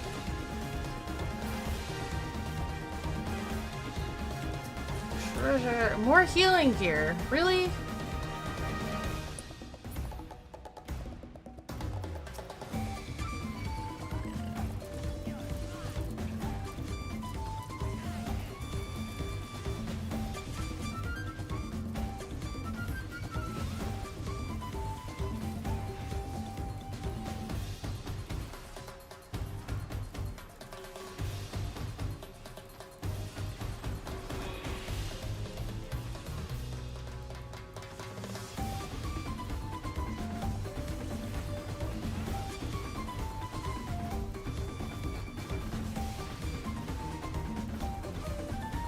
Good music in this dungeon too. It's very like upbeat and peppy.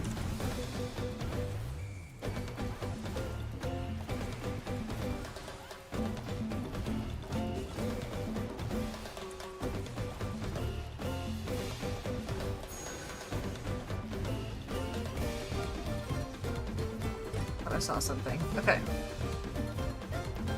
Up the ladder we go!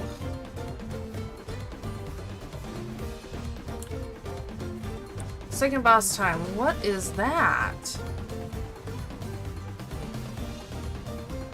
A drowsy? Well, it's adorable.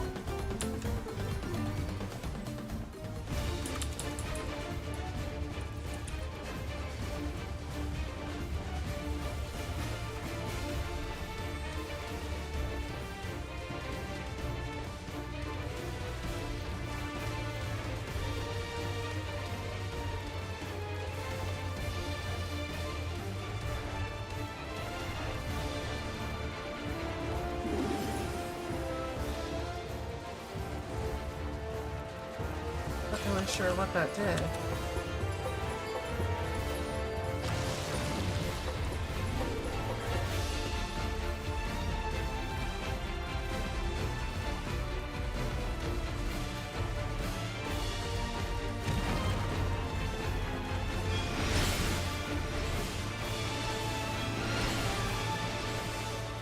Oh no.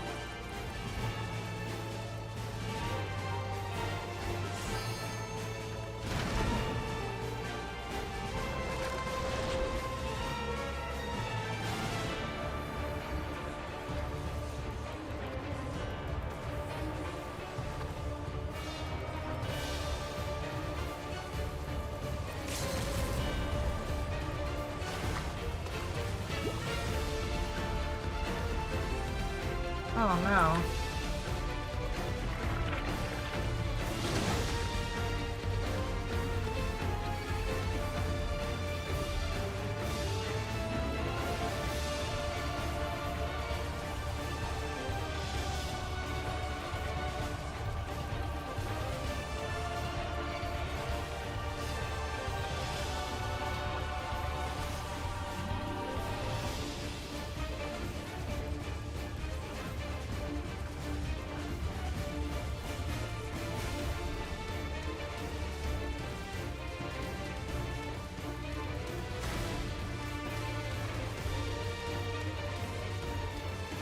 Oh, we're further along than I thought.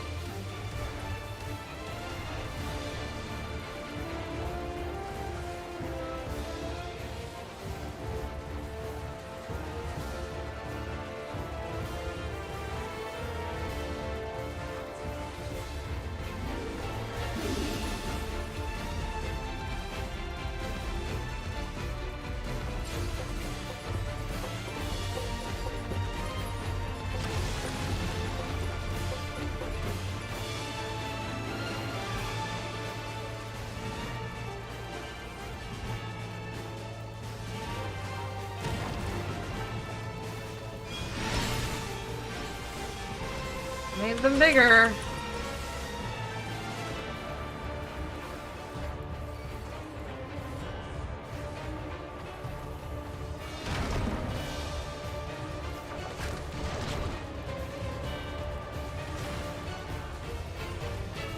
Almost there.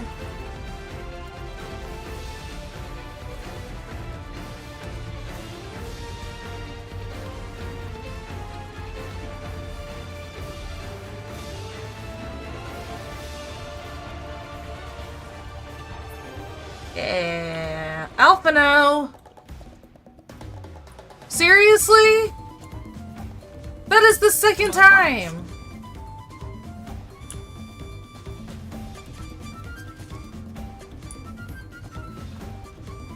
Ugh.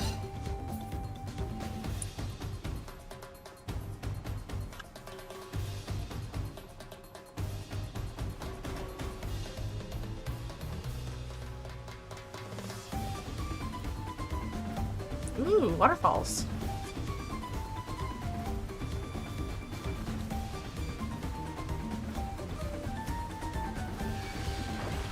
Oh.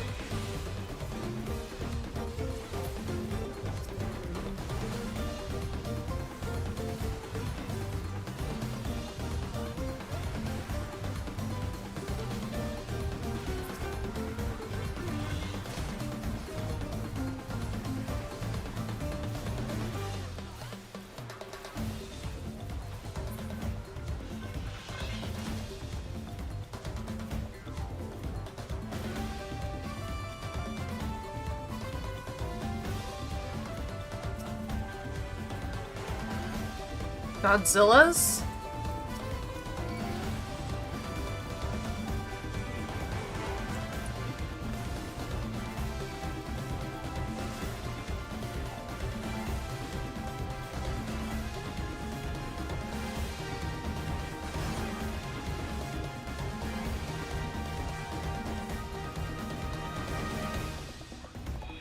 Take that!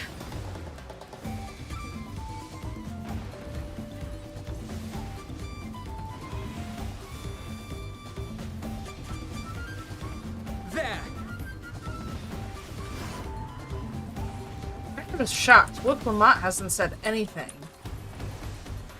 That was the thing that, like, annoyed me the most about her in Post Endwalker. Was, like, when we first meet her and first fight with her, is how much she talked during the fight. But she hasn't said anything.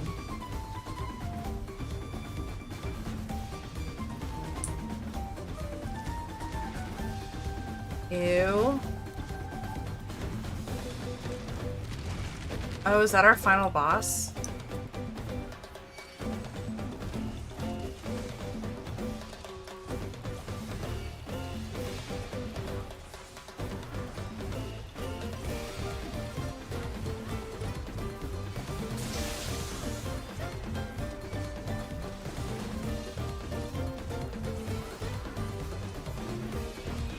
We mustn't hold back.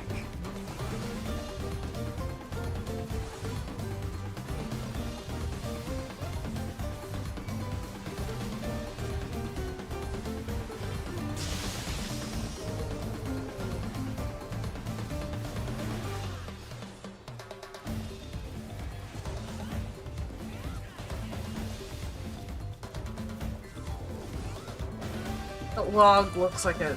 Oh, those are not logs. Those are dead, like, caterpillar things.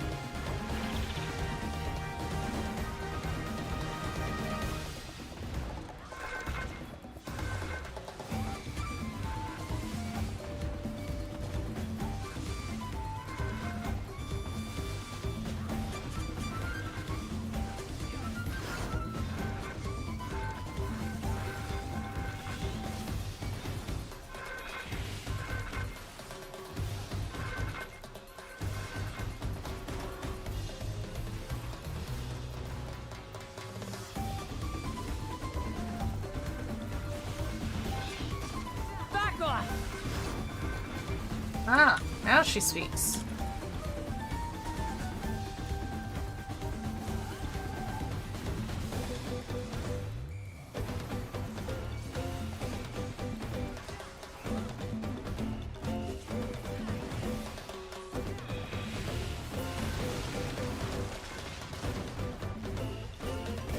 Treasure chest. Still can't use it.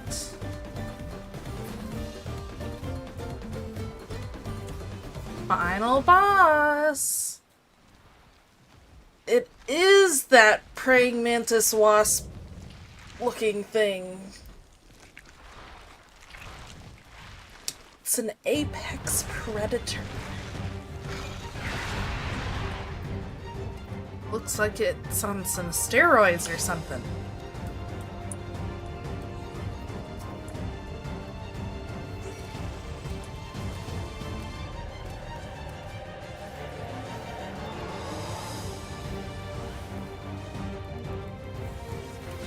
We mustn't hold back.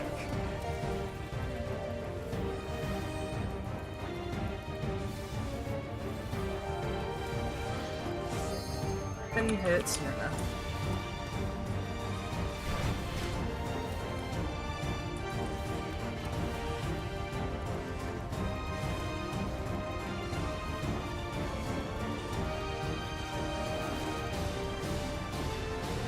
Are they helping us?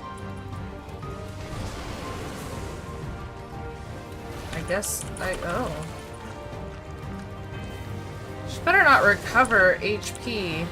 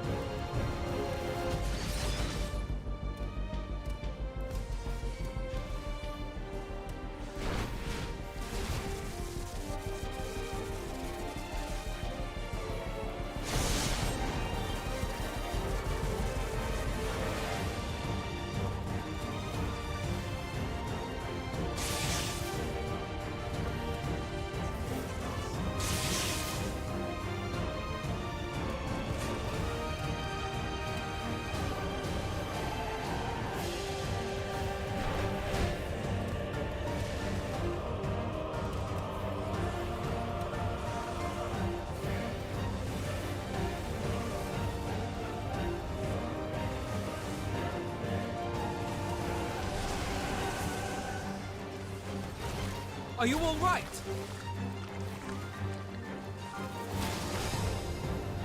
I'm fine. Alphino, are you alright?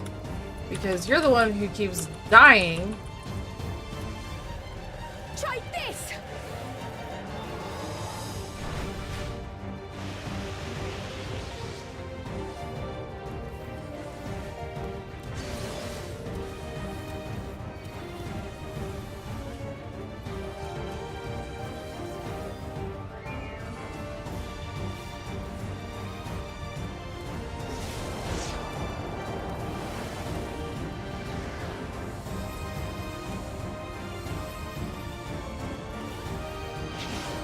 Oh no.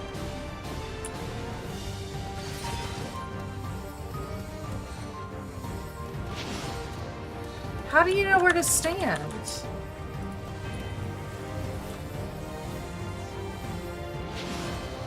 I am just gonna get hit by that every time, aren't I?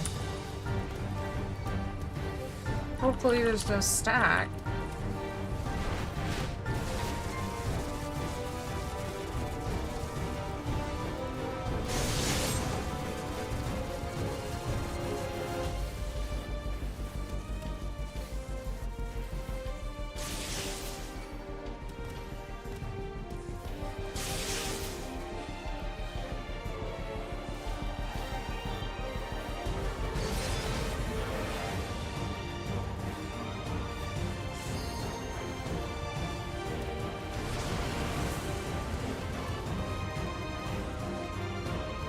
Try this!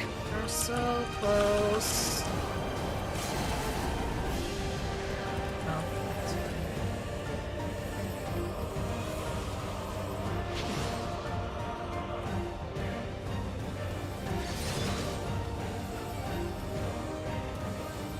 Oh, I see.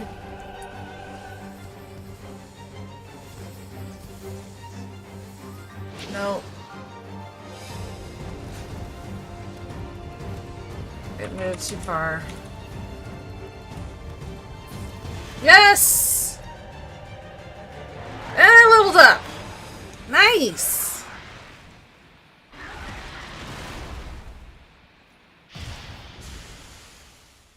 Poof, it's gone.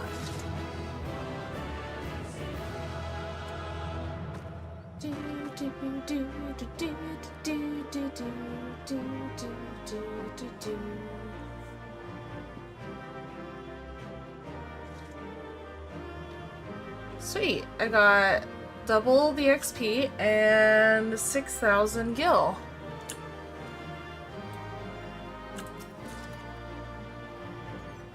And I got more gear that I can't use.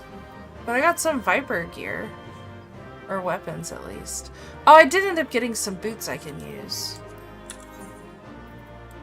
These are interesting. Can't put on a glamour plate here. Okay. What does that look like? Ooh! I actually like that. With the shorts. Okay.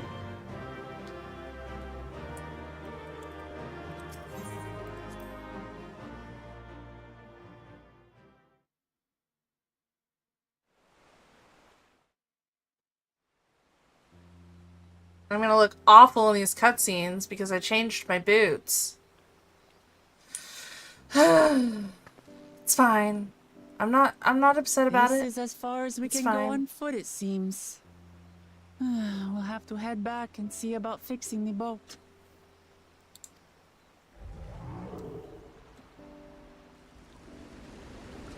Ta-da! They fixed it! Hey! Everyone all right?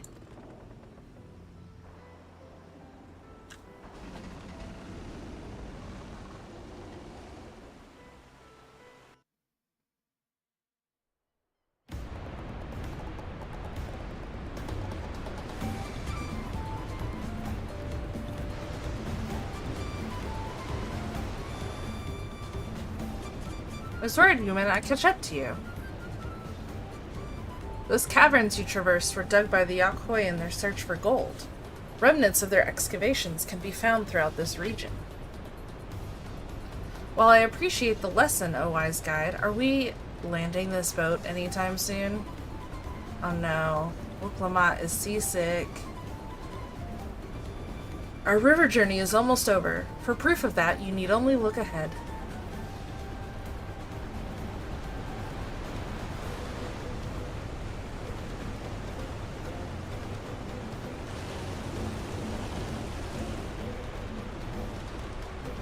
The falls were impressive enough from a distance, but it's almost too much now.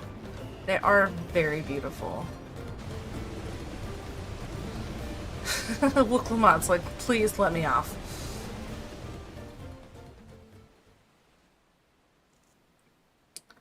Ooh, pretty trees.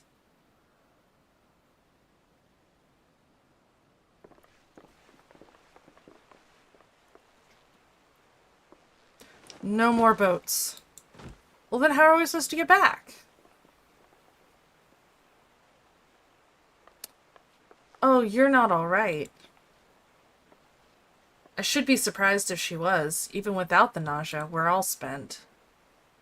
There's a mountain shelter nearby, a resting spot for those who've ascended the stairs. I suggest we make use of it. That would be a welcome respite. Yeah, Alphino. Mister, I'm gonna die twice in a dungeon. As the healer. Have you the strength for a short walk, Wuk-Lamat? We can rest along the way, too.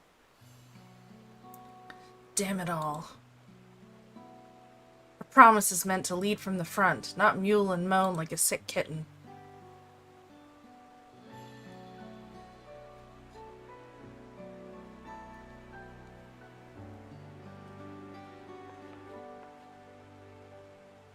Wuk-Lamat.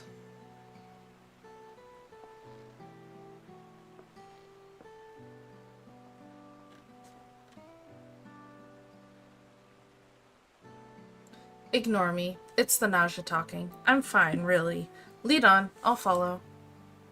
Aww.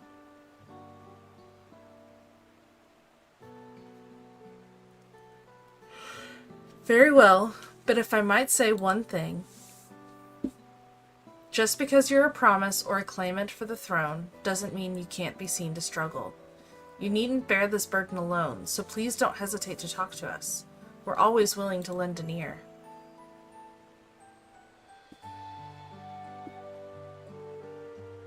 But, Kryle,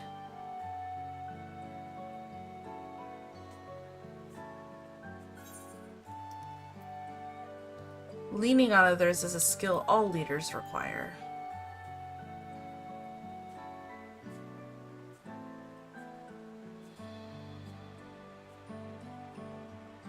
You as well, Owlin? Yes. I've always believed this is my problem alone, but perhaps you have the right of it.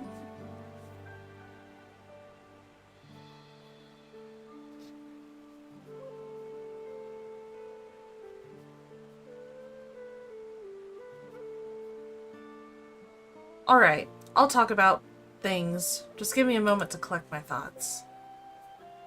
Of course, as long as you need. We'll be waiting at the shelter when you're ready.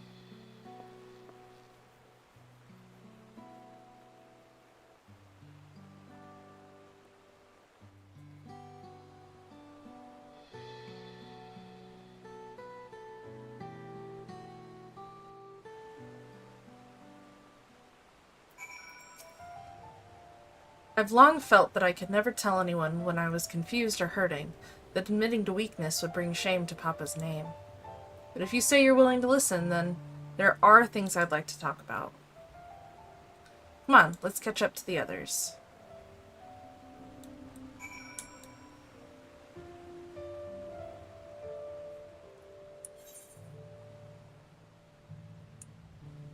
Oh, I guess I should have gone down those stairs.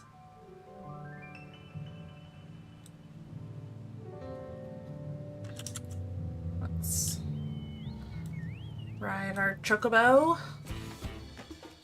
Oh, flying lizards. They're like flying geckos. Those are cool.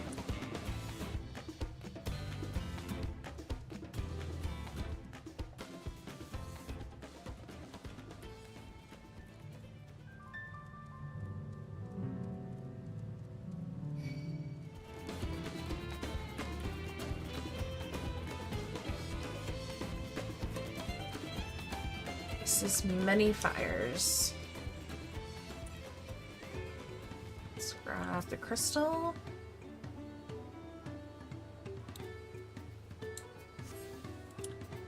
Because if that's not the first thing I do, I will forget. We should stop here for the night. I understand the desire to rush ahead, but we need to recuperate from our punishing river adventure. Then let's settle in. We'll need a cook fire, and there's meal preparation to be done.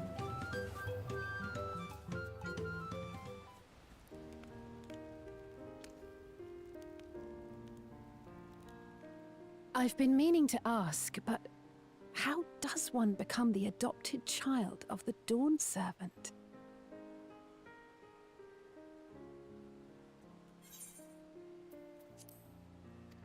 I was but a ball of fuzz at the time, so I don't remember much.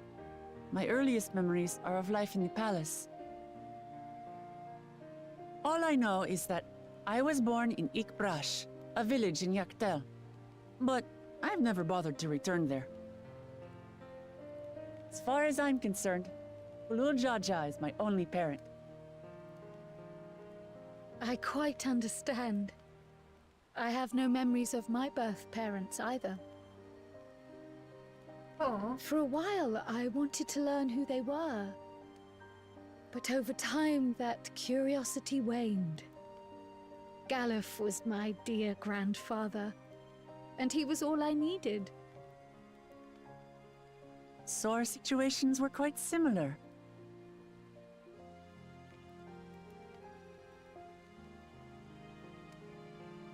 Even though Papa already had a trueborn son, he raised me and Kona with no less love. One time, I'd wandered off alone into the forest and gotten lost. Before I became a meal for some beast, Papa dropped everything and came to my rescue. I was scared and sobbing and ready for a scolding, but the head of resolve praised me for surviving the ordeal. I did get my lecture from the head of reason, though. He went on and on about the dangers of the jungle and all the horrible ways I could have died. Growing up, Papa was kind and patient, but a tyrant when it came to training. Now, of course, I realize he was preparing me for my duties as a promise. For all the good it did. There's so much I failed to learn about my own country. Whether it's alpacas or Ihihana, I hardly know anything. I've lived such a sheltered life, yet convinced myself I understood Tural and its people.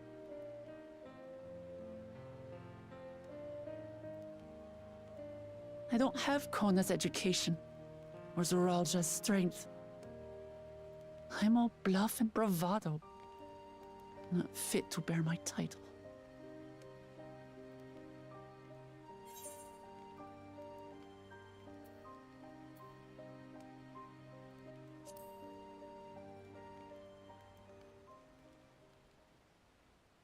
Why?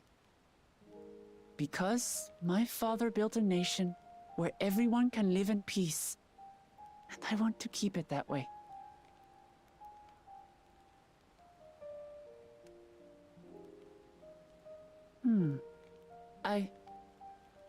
I think I see what you're saying. My reasons for joining the contest have nothing to do with my brothers. It's always been about the Turali, and what I can do for them. You said it yourself. How important it is to properly know something. To hear the voices of others, empathize with how they feel, and think how best to serve. In so doing, you'll come ever closer to being the person you wish to be.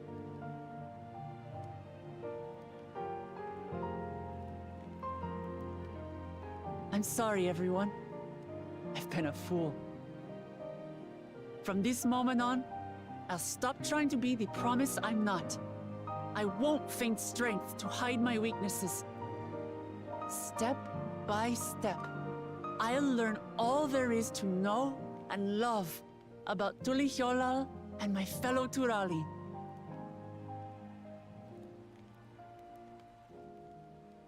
It might not be the smoothest path, but it'll be a path of my own making.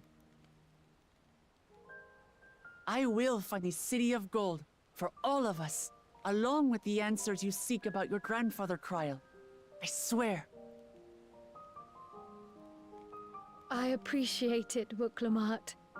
But you needn't take on that burden as well. Galuf Baldessian dedicated his life to protecting people from all manner of threats. As his granddaughter, I wouldn't wish to endanger others for the sake of a personal investigation. So let's just concentrate on winning the contest. We have a shared goal, and, if at all possible, I'd rather we enjoy the journey.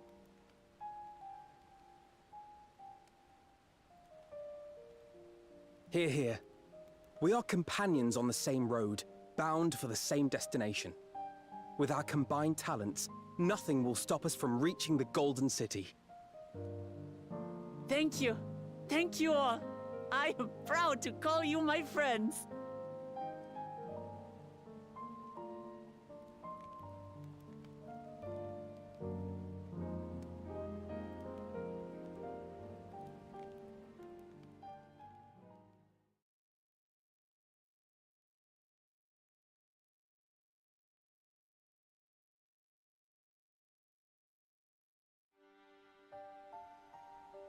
Thank you.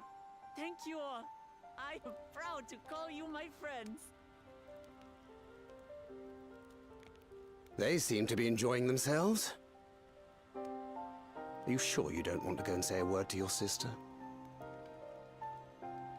Nay, there is no need for that. But what of you two? Wuklamat's allies are your comrades. It must feel strange to be rivals. Helping you has made us rivals, aye. But we're not about to break into fisticuffs over it. Unless, of course, it is a matter of winning or losing the contest. Then I'll have no qualms about putting Alizé on her rear.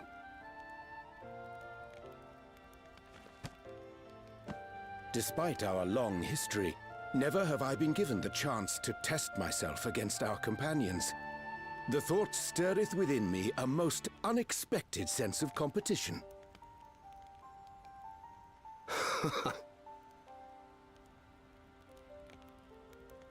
Lamachi has surrounded herself with distinguished figures indeed. One of the Studium's finest graduates, the head of the students of Baldessian. And then there's Eorzea's vaunted champion. If she's half the hero you say, then the odds are stacked against us. Not that I've any intention of bowing out.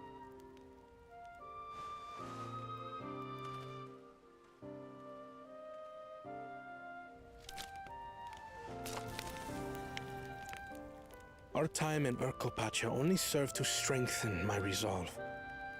We saw how a single storm cut off the alpaca roots and threw my people's lives into disarray. Such uncertainties are why I advocate for the adoption of Sharlayan innovations, that Tulihyolal might know greater stability and prosperity.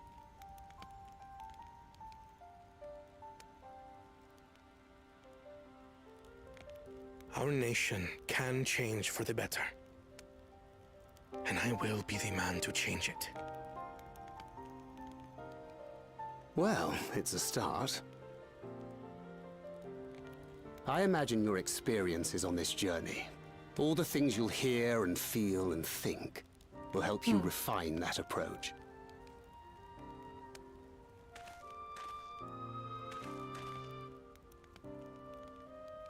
But to return to the subject of the rite, I'm a touch concerned by the condition for victory. The claimant who breaks the seal becomes Dawn Servant, not the one who performed the 7 feats first.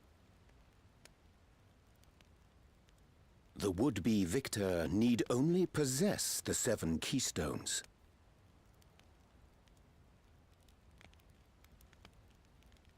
That is correct. As the contest wears on, we must brace ourselves for greater conflict.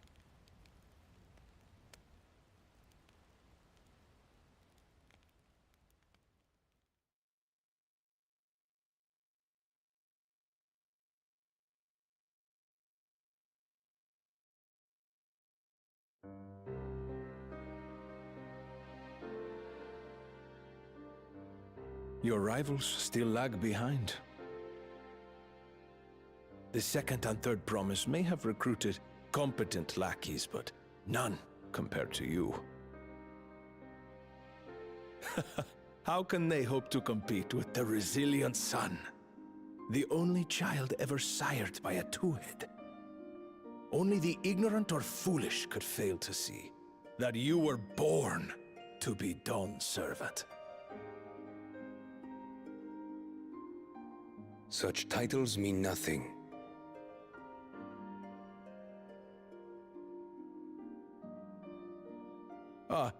I neglected to mention, when I first heard the rumors that the contest involved the Golden City, I spoke in confidence with Gulul Jaja's inner circle.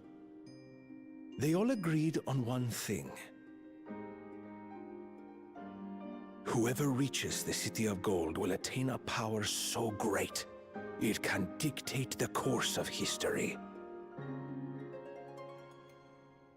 If this power truly exists, then I humbly beg a fair share of it. Wow. Time is passing, and I would put my plans in motion without delay. The useless tool is cast aside after all. And just so there is no misunderstanding, you consent to this course, no matter who is made to suffer. In battle, everyone bleeds. The Dawn's promise is no exception. What better lesson to teach our people the folly of war?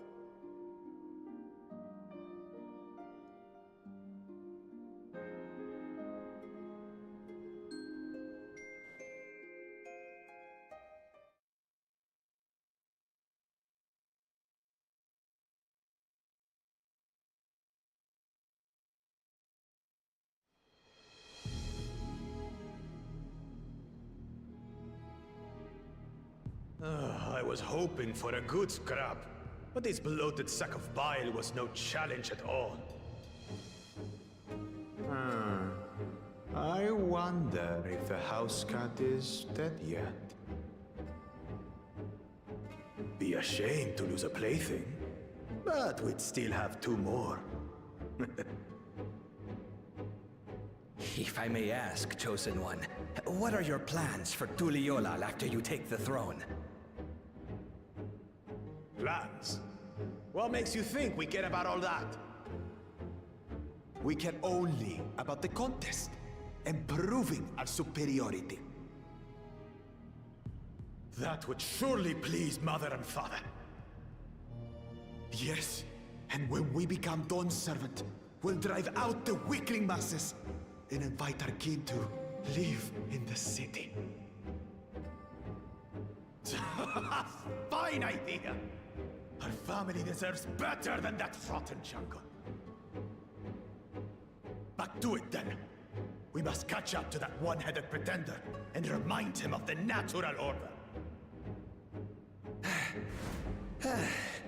I made it.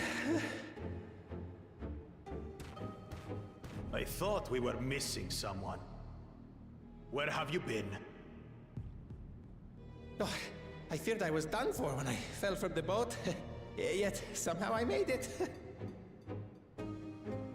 Oh, my arms, I can barely lift them. If I could just rest a moment. You expect us to wait for you? Those who can't keep up will be left behind. My brother has spoken. March, or be fodder for the beasts. But I followed the teachings. Everything I've done, everything I've sacrificed, all has been for the blessed siblings. Wait. Don't leave me behind! I'm begging you!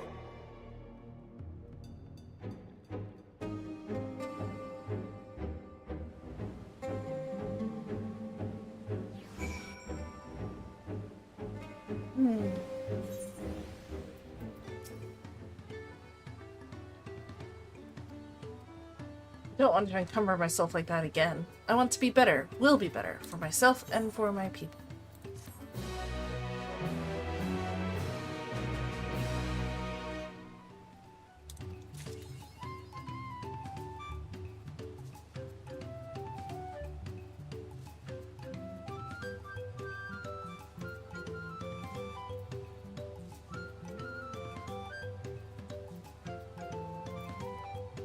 Alright, I am going to take a small bio break, and then I shall return momentarily. Okay.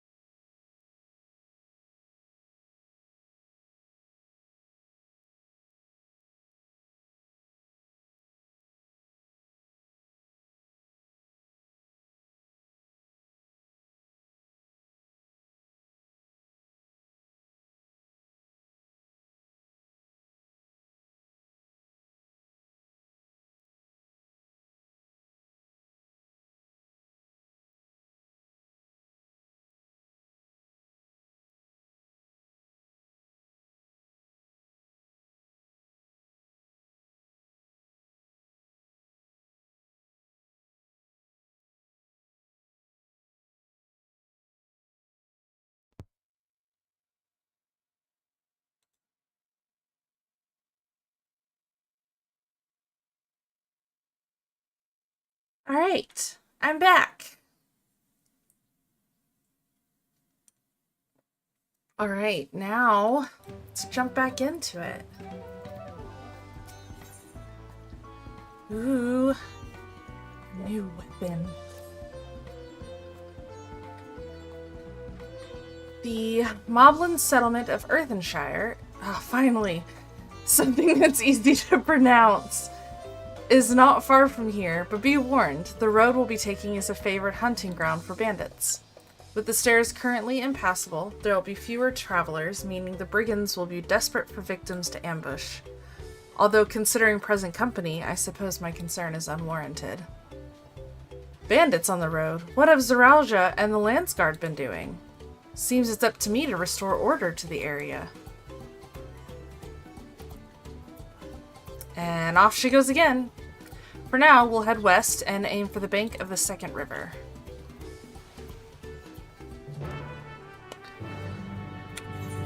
And thank goodness.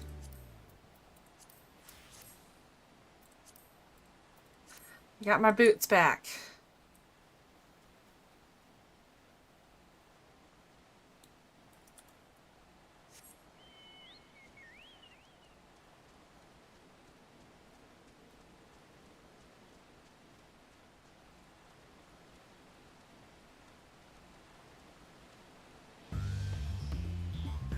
Oh, there's more Widowmakers here.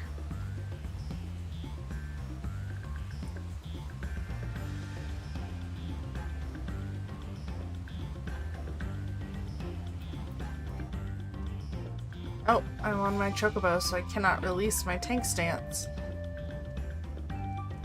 So I may really attract aggro here. Or not. That's fine too.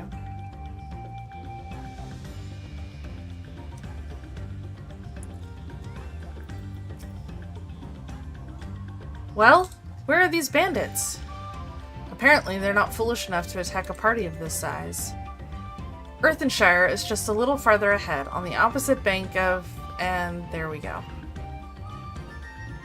Miakabek Zoma? But let's remain vigilant all the same.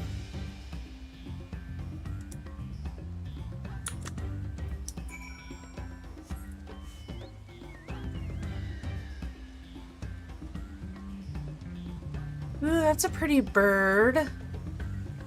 Oh, those are like the first birds that we fought in the dungeon. I couldn't tell because they were like so high up in the air what they look like. These are really pretty.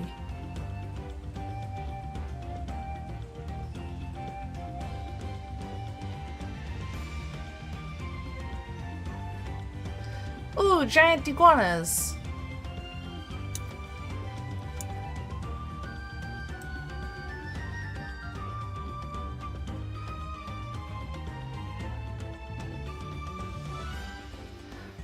This is cute. I'm getting Horton Hears a Who vibes from like the shapes. Like very Dr. Seuss shapes in the building. But I love the color.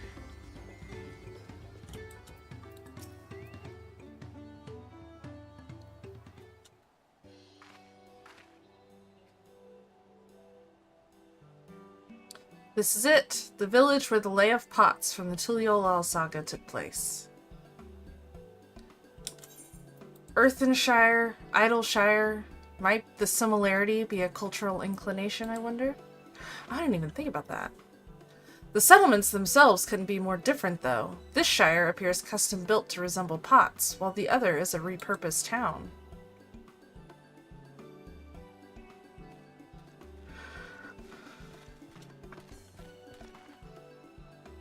Welcome to the Earthenshire. Do I have the pleasure of happy greeting the Third Promise and her retinue? That's us. We're looking for the Dawn Servant's Elector, if you happen to know who that is. You're exchanging tongue flaps with her right now. Redarok is the Elector you seek. Oh, that's helpful. We can cut straight to performing the feat. As much as Redarok would like to do just that, we have a much more pressing worry. The storm which hit our village shattered the cliffs and dropped rocks on our brain cases. Many help hands for the Potsworn were injured. This is no time for feats or metal tests. I'm sorry to hear that. After learning what the storm did to the stairs, I feared you'd been caught in its path. Not to change the subject, but what are the Potsworn? Goldsmiths contracted to work for the Moblins. The word comes from the pot-like workshops where they practice their craft. The Moblins provide these Potsworn with tools, materials, living quarters, everything the artisans could possibly need. This allows them to concentrate on producing what is widely known as the finest gold and metalwork in Tural. This is unacceptable. I was promised no distractions. If this is the best they can offer, I should have never left Wakumekimeki.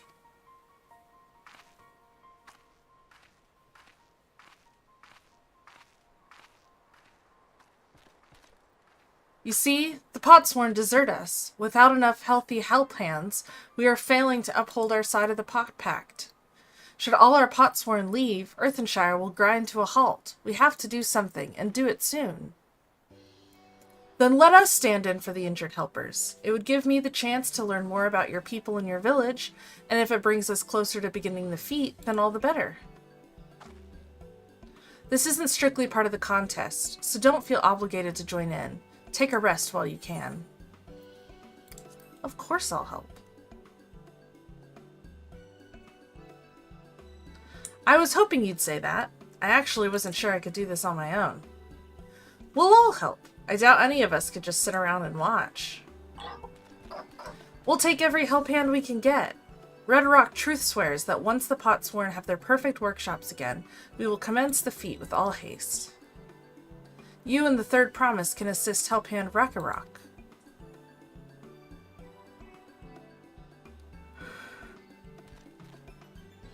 You other four, follow Redarok. There are other help hands in need of help handing.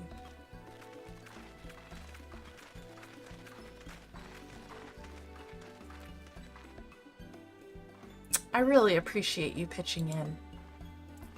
Of course. I meant what I said at Many Fires. There will be no more feigning strength, no more playing at being an invincible promise. If there's one thing I've learned on this journey, it's how practiced you are at aiding those in need. And I mean to make the most of having such an incredible mentor at my side. Aww. Now, let's find this Rakarok fellow and see what we can do for him.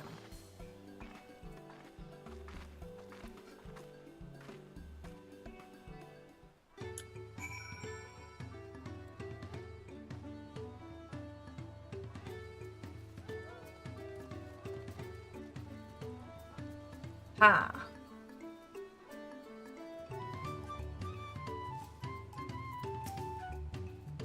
Rakarok can't meet his obligations without more help hands. The pot pact is broken and the pots are emptying. We are here to help. You've come to aid Rakarok. Rakarok accepts your hand lending with joyous feel smiles. If we can offer the Potsworn their promised good living, we might save the day yet. Whatever you need. Let's see what my new sword looks like.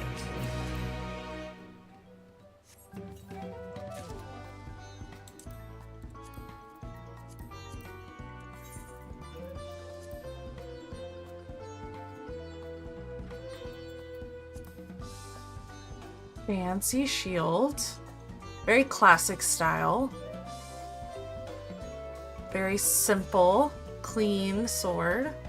Okay.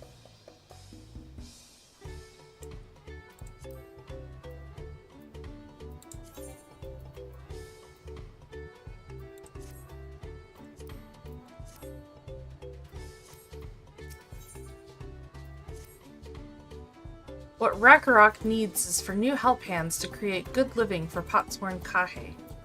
The help hand assigned to Kahe was hurt during the rock rain, so Rakarok took over, but he knows nothing of Kahe. What does Kahe want? What does Kahe need? Help hands do not bother the Potsworn with straight tasks. Our job is to observe and anticipate, to prepare things with guess think. Please, guess think with Rakarok. Find out what Kahe is lacking so we can provide it. You can count on us.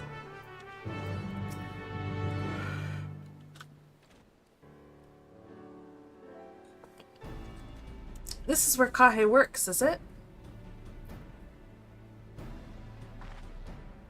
Let's take a peek inside then.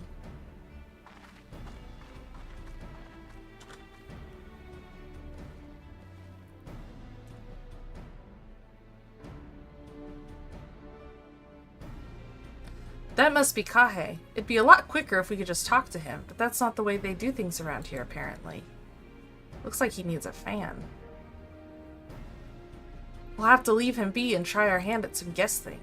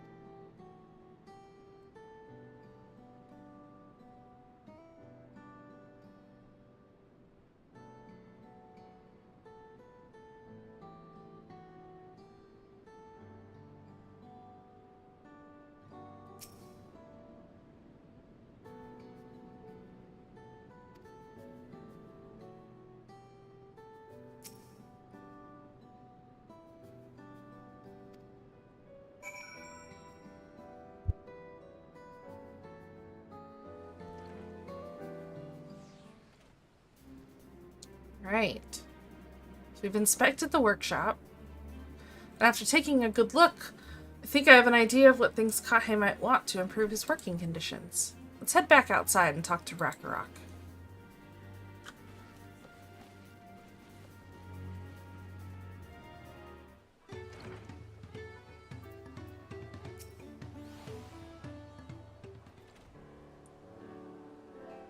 You made your observations? What did you guess think?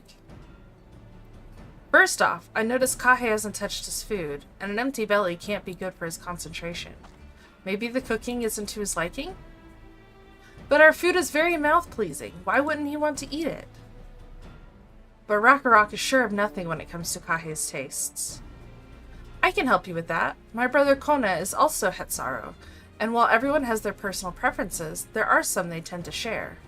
Like an aversion to piping hot dishes. If it was brought to him like that, Kahe probably wouldn't have been able to eat it until it cooled down, and by the time he came back to it, he might have found it cold and unappetizing. The simplest solution is to serve dishes that taste good no matter the temperature.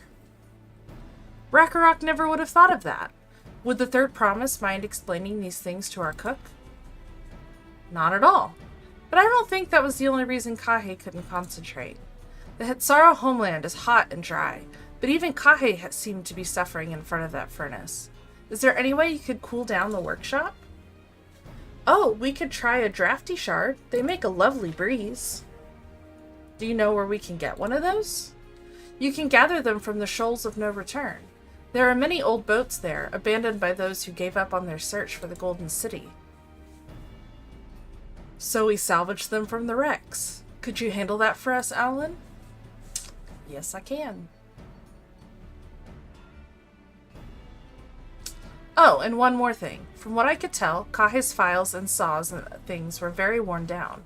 Maybe a new set of tools is in order? Rakarok was too preoccupied with stocking materials, a serious oversight which he will rectify.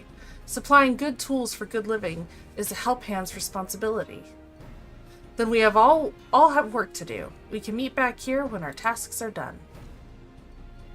The Shoals of No Return are past the crags, through a tunnel southeast of here. You should be able to spot the passage from just outside the village.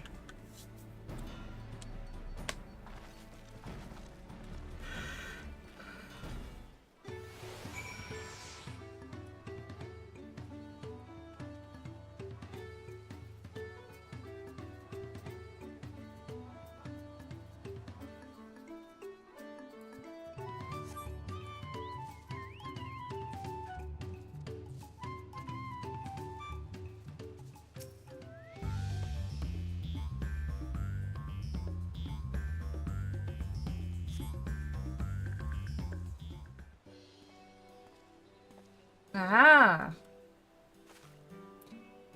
What brings you out here? What brings you out here, Kona and Thinkred? Ah, the issue with caring for the Potsworn. When they approached me with that same problem, I suggested they commission artisans in Charlian instead. The quality of craftsmanship would be guaranteed after all. However, the Moblins did not care for the idea. Surely, it would be more effective to engage a uniformly trained collective. I cannot understand their fixation on individual contracts. Perhaps the custom will make more sense once we begin the feat of pots. Until then, we've been deemed unfit to assist in the matter of help hands, and are instead tasked with tending the injured. We were on our way back from procuring herbs for Arianje, in fact. Settlements in Kozamauka, too, have been isolated by the storm's destruction. What would have become of the wounded had we not found a way here? Should I become Dawn Servant? One of my first acts will be to establish reliable trade routes to the capital. When I imagine how much good we can achieve with Charlian technology... My apologies. I have much to consider. If you will excuse us. We'll meet again soon, I'm sure. Take care, Alan. Goodbye, Thinkred. Goodbye, Kona.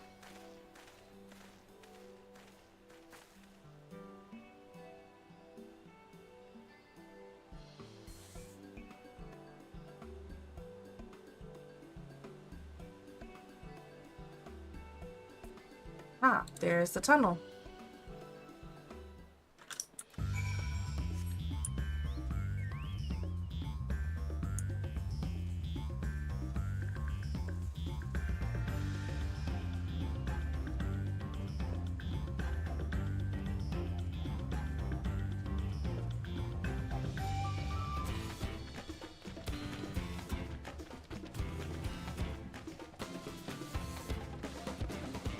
no.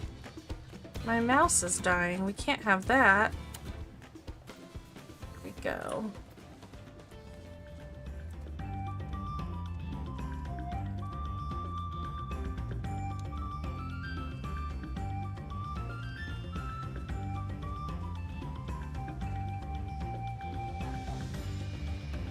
Ether current.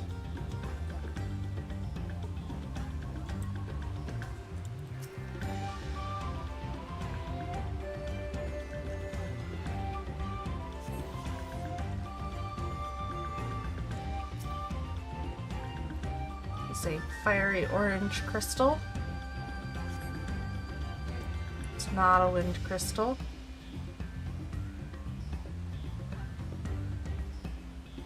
This one's bright green.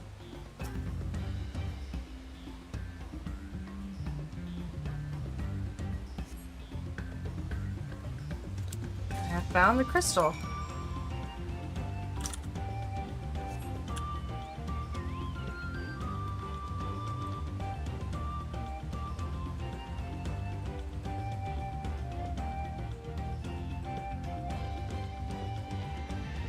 On our way back, we shall go. The flowers here are so pretty. It's gonna take me like so long to get used to all the pretty stuff. With all the changes that they've made.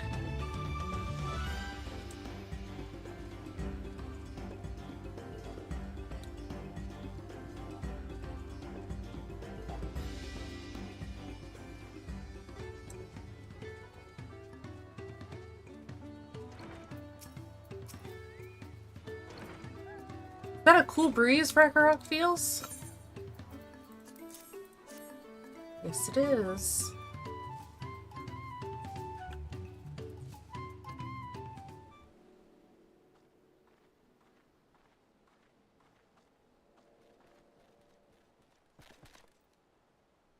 Yes, thank you for seek finding a drafty shard. Ragnarok will add it to the new set of tools he brought. And I come bearing good food tidings. The cook has prepared a feast fit for the most discerning Hitsaro, and it's on its way even as we speak.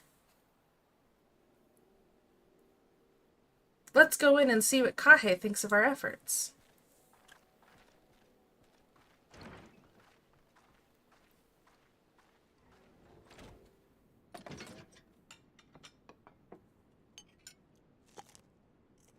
Sounds like he's eating.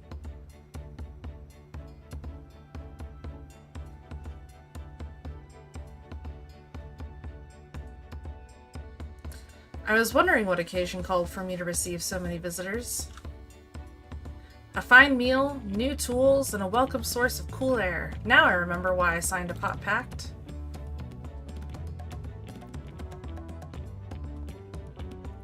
I am grateful for your kind considerations. Allow me a moment or two, and I'll reciprocate with a piece worthy of a potsworn. Oh.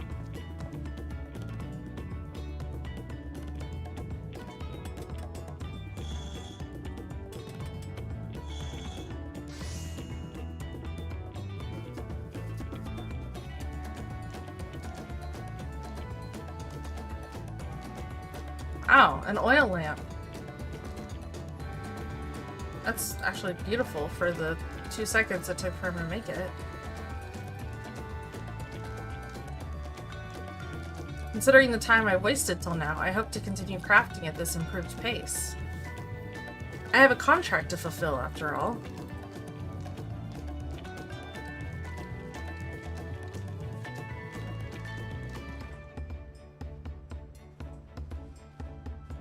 Forgive my interruption. Lamati, I am told the Elector has deemed the crisis past and is prepared to task us with the feat. That's great news. Thank you for letting me know. So this is the craft of a potsworn. It is indeed a masterful piece. Thank you for your words of praise, Second Promise. I drew inspiration from Kozama Uka's natural beauty and sought to capture it in my work. I wondered why the Moblins did not simply build a workshop in the city, and now I have my answer. Even Charlene goldsmiths could not easily replicate such exquisite artistry. One cannot create great things if one lacks creative impetus. Tural, fortunately, does not want for inspiration. Anyone wishing to learn the basics of a craft would do well to study it there. I was raised among Hetsaro more traditional than most, and the shared ingenuity of Tural's various people was eye-opening. You lived as a traditional Hetsaro? I have a few fond memories of nomadic life.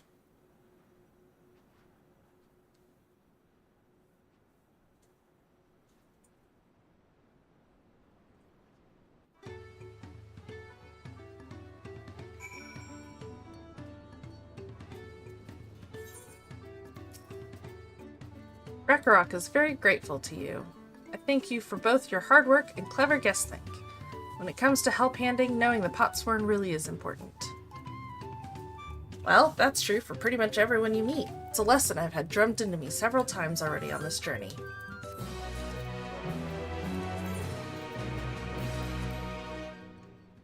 Let's see what the new gear looks like.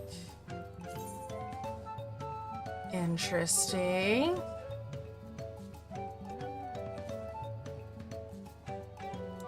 Definitely goes with the sword and shield. Ooh, it's dyeable.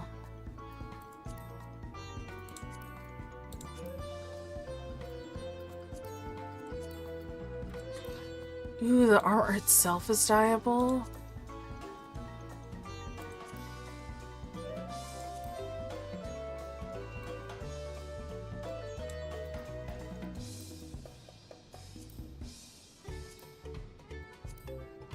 Oh, that's gonna look nice.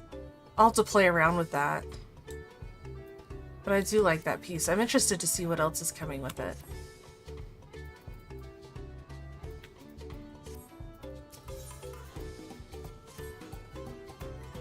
The Elector bids the claimants assemble the large building on the west side of the village. I will head over after finding Thancred and Urianger.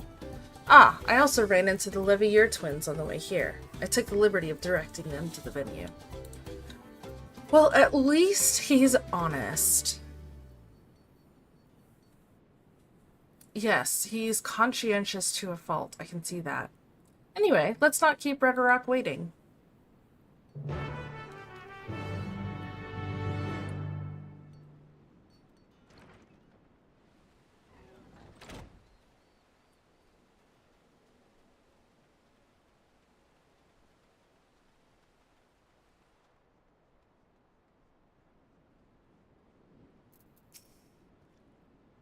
Rakarok thanks you for assisting Helphand Rakarok. She will announce the feat once the other claimants arrive, so please be patient a little while longer. Okie dokie.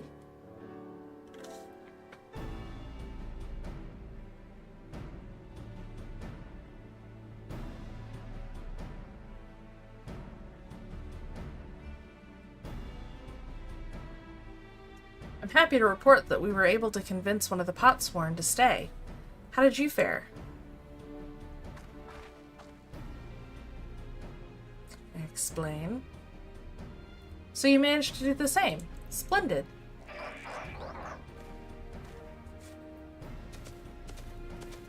Oh, Zeralja's here. Welcome to Earthenshire, First Promise. We support your plans for salt crossings and the new Potsworn they will bring. Hail the mighty Zeralja! He cleared many piles of rockfall as if they were pebblestones. The resilient son for Dawn Servant. Zeralja was clearing fallen rocks? I'm surprised he would volunteer his time for anything unrelated to the contest.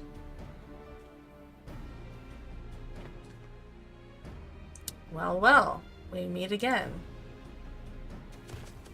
Ugh. Grody. Just in time for the feat to begin. I'll bet he was already here, laying low while the rest of us did all the work.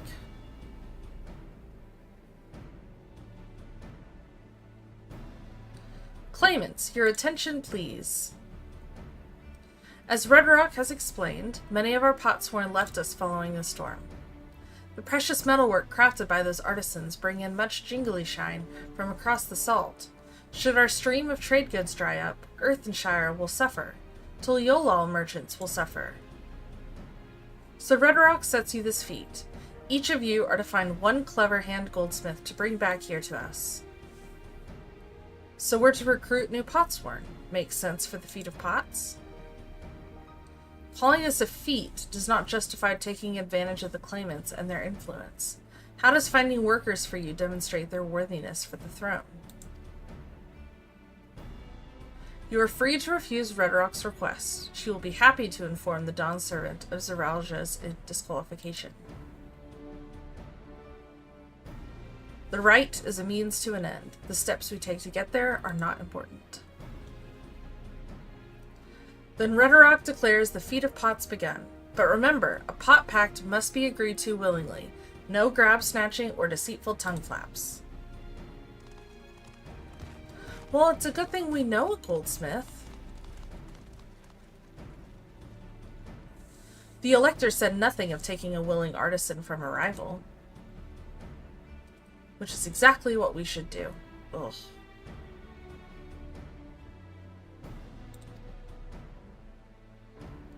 A fine suggestion, brother. I'm glad you think so, brother. Come, let us lay our plans. They are just terrible.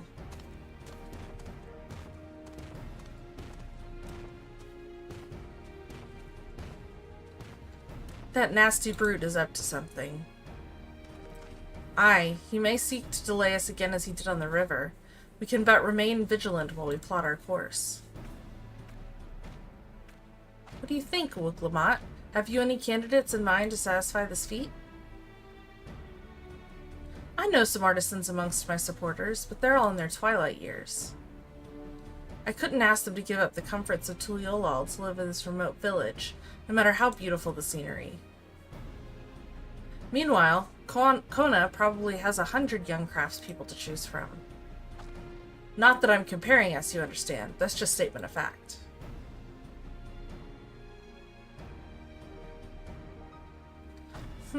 I suppose we could try asking around Wakumeki. That seems a logical place to start. Back to Tuliolal it is. Wait, does that mean we have to take the boat again?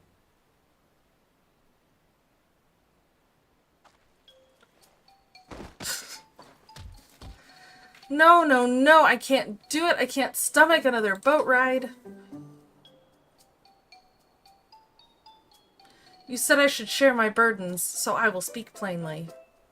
The truth is, I get really, really sick on boats. Yeah, we've noticed.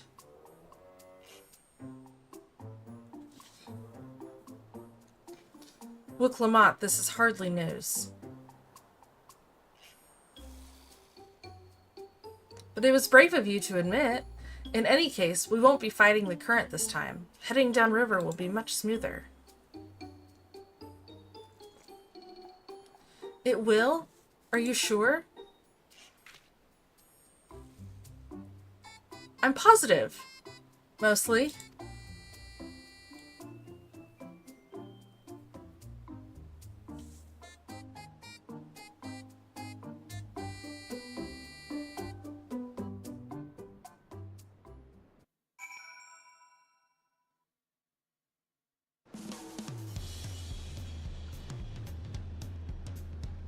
Did I get that ether crystal?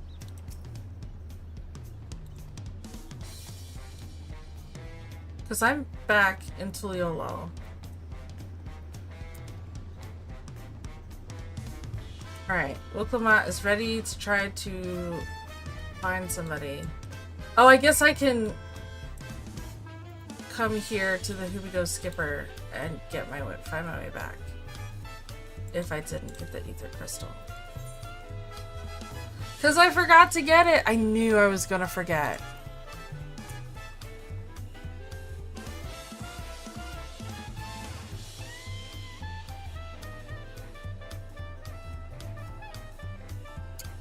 I just knew it.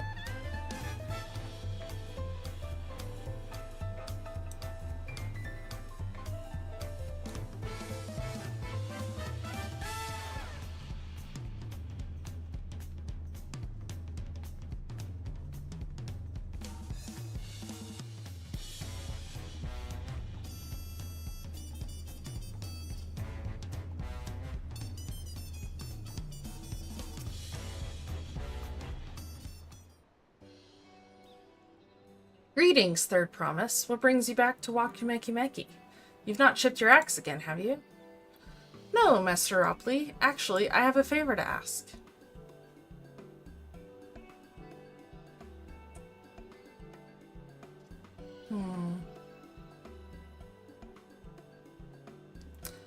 So what do you think? Do you know of any craftsmen who might be interested? Filching my artisans for the moblins, eh? Well, seeing as it's the Third Promise making the request, I'm willing to look the other way if one of them decides to take you up on the offer. Only, I can't think of a suitable candidate off the top of my head. Who do I know with a mastery of goldsmithing that would also have no qualms about relocating to Earthenshire? The Eorzean goldsmith? What about him? He did say he was employed at some fancy jewelry store across the Salt, and considering the distance he's already come, I'd like to think he wouldn't mind moving a little up the river. That said, he's only just got himself a new job. Is it too soon to ask him to sign a pot pact? There's no harm in making the offer. Once he hears how well the Potsworn are treated, he may even jump at the chance. Either way, you won't find him at his workbench at this hour. He's finished for the day, probably enjoying a meal.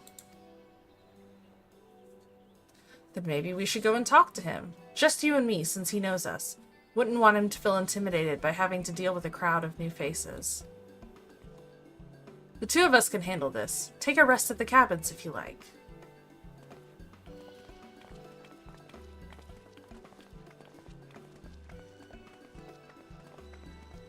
Right, let's go and see a man about a pot.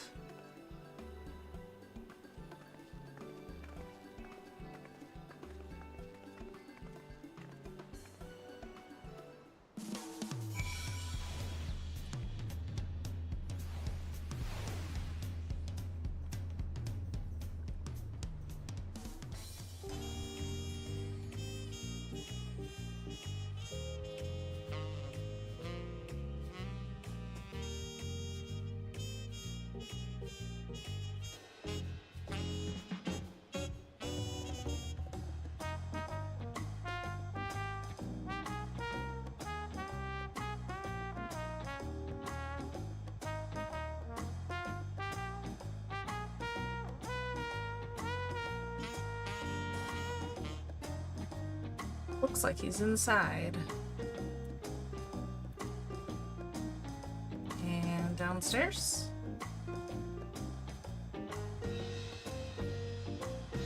Yep. The Third Promise said she wanted to chat. I've just finished eating, so shall we find a quiet spot outside?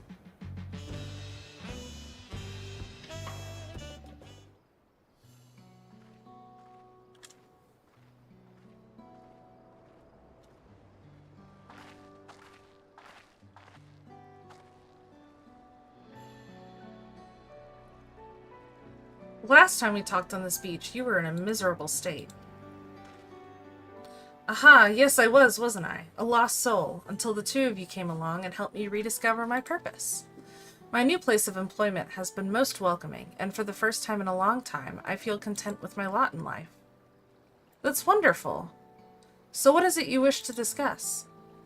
Well, it's hard to ask this right after you've settled in, but I'm looking for someone to become a Potsworn. Ah, I've heard my new colleagues mention the term.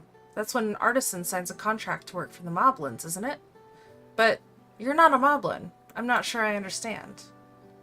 It's for a feat in the rite of succession. I need to bring a new Potsworn to Earthenshire. So that is the way of it. We've barely met, and after pushing you to work at Wakumeki, I'm now demanding you throw that away and sign a pot pact instead.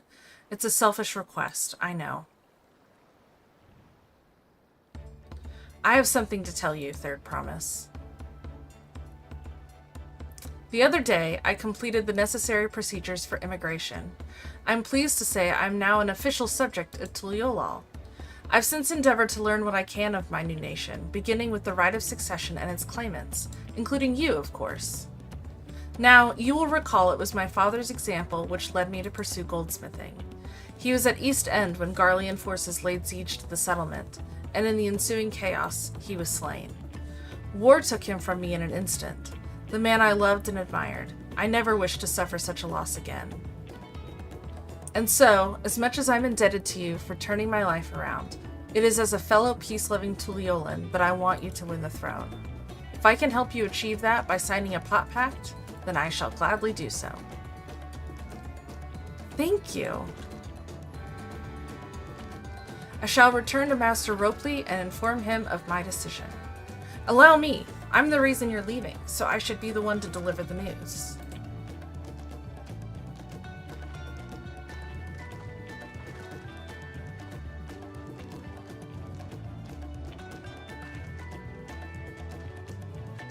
Perhaps you remember me, Brooke Evu, owner of the restaurant? I'd like a word, if you don't mind. You're Wuklamat's ally from across the salt, right? And a hero of some renown too, if the gossip's to be believed. Well, as it so happens, I could use some heroic help. It doesn't need to be right now, but could you come by when you have a spare moment? Much appreciated. I'll be waiting for you at my shop. That's interesting. Ah, roll quest.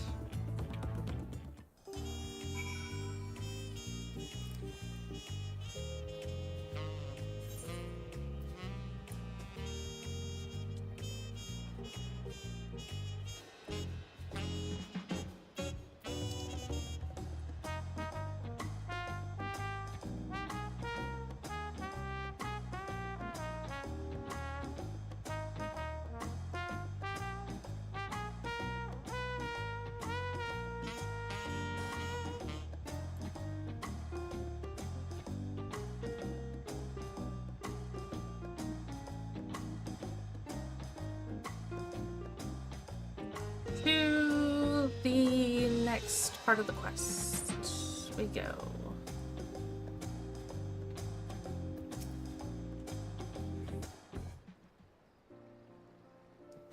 Master Ropley, I'm sorry to have to tell you this, but he has agreed to sign the pot pact, yes? While it is a shame to lose a capable goldsmith, to have one of our own handpicked to serve the third promise is a great honor for Wakumeki. I appreciate your understanding. Of course, if you happen to know any other talented artisans, regardless of their expertise, I hope you send them my way. It could even be yourself if you're so inclined. I'll keep that in mind. Though my time here was brief, I will not forget your kindness, Master Ropley. I am blessed to have these workshops be my first home in Tuliolal. Come back to us if the moblins cut you loose. You'll always have a job at Wakumeki. I expect you'll want to leave for Earthenshire as soon as possible. I'll go and pack my things.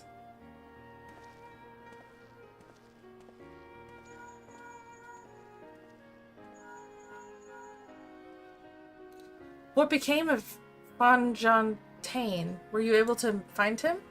We did, and he's agreed to become a potsworn. We'll leave when he's ready. But you still have a little time. Splendid. We shall meet you anon. I had plenty of reasons to win the contest, but now I have one more. He's putting his faith in me, and I won't let him down.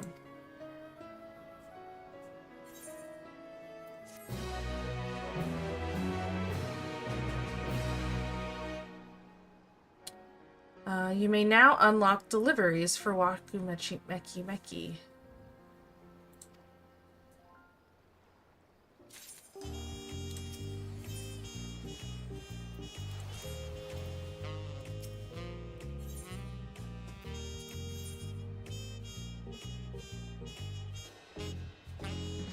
Ah, okay.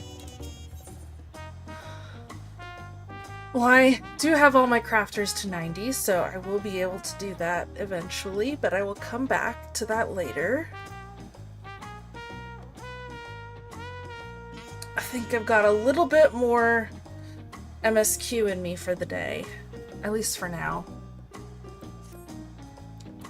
Right then, I have some things to take care of at the palace. While you can pass the time however you like, I suggest you head back to the cabins.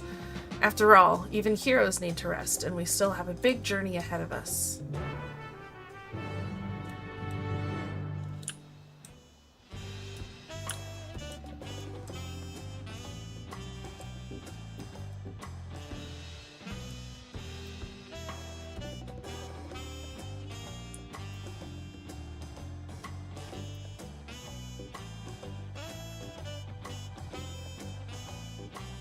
gonna come up here and use the etherite to get all the way over there.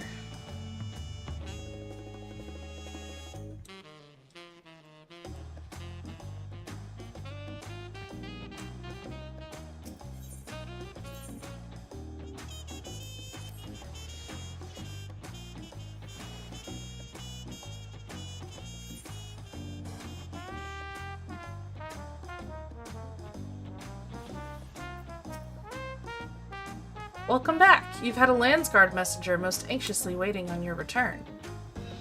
Alan of the Third Promises Entourage? I've been all over the city looking for you.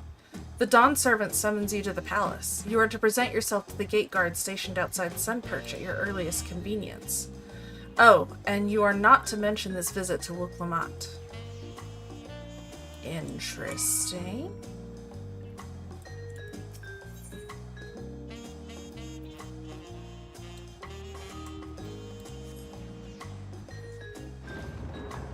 Very interesting.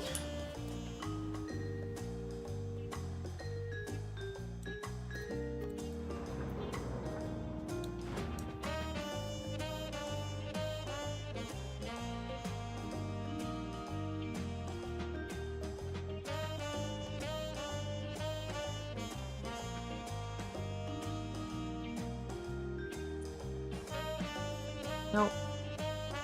This is where I'm going.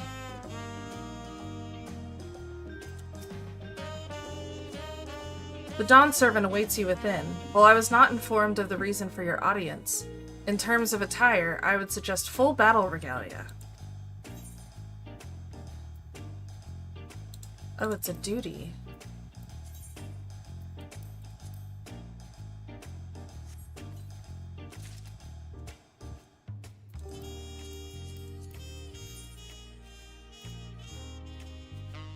Yeah, that looks fine.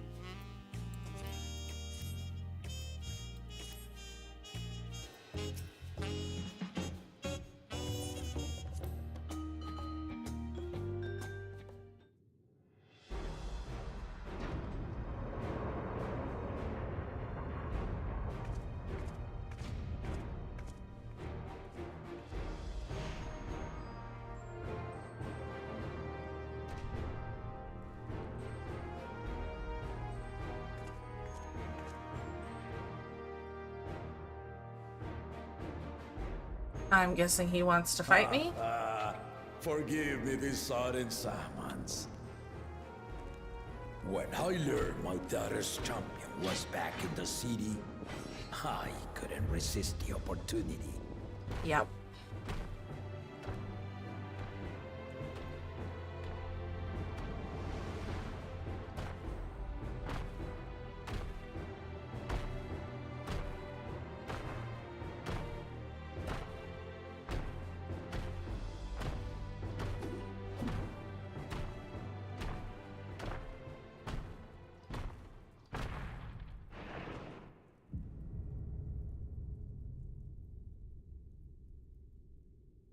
That is a very large man. And they call me head of resolve for good reason.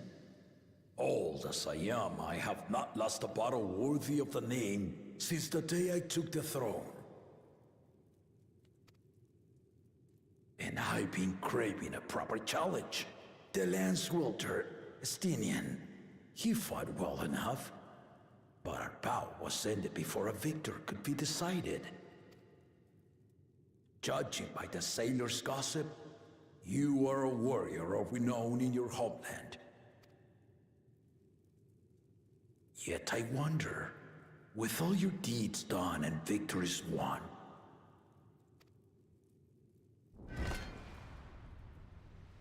are you warrior enough to stand against me? Nope. But I'm paladin enough.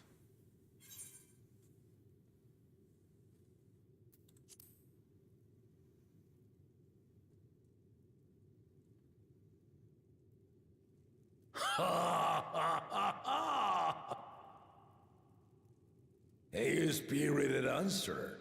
Why not indeed? The battle rages upon me. I'll stop short of killing you, of course. But expect no other mercies. Come! Ready your arms, and show me the truth of the tales.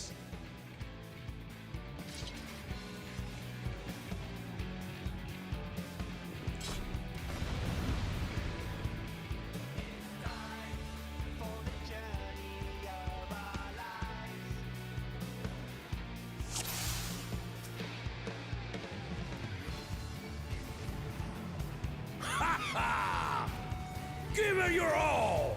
I want to fight to remember!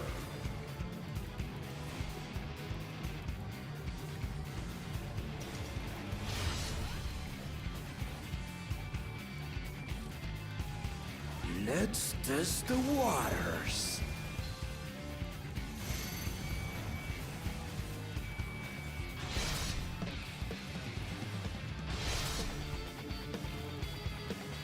You can do better than that!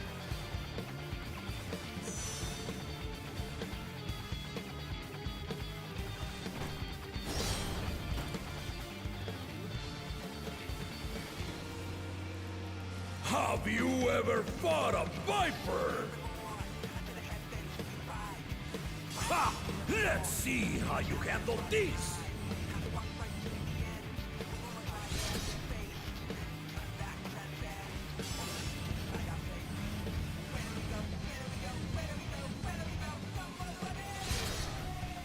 Okay, now I see it. The spearman did not lie. Very well then.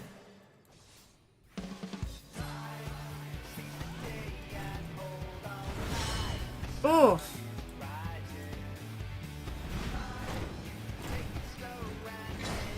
Resolve and reason kingdom.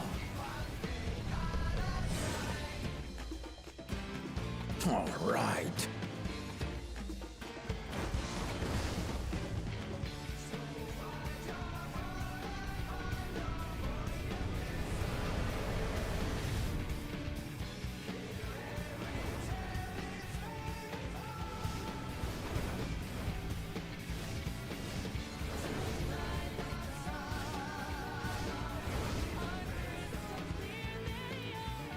Ha!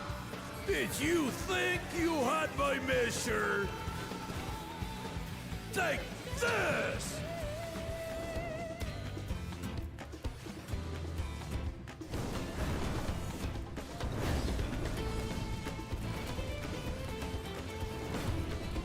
Still holding up?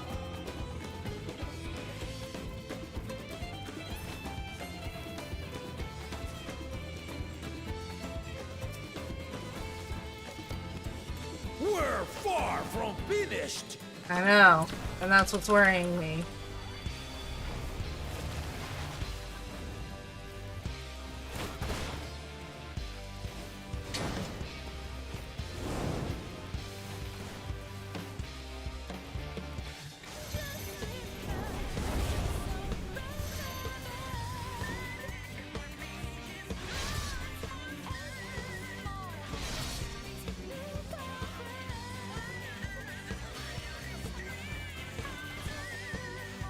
No more holding back!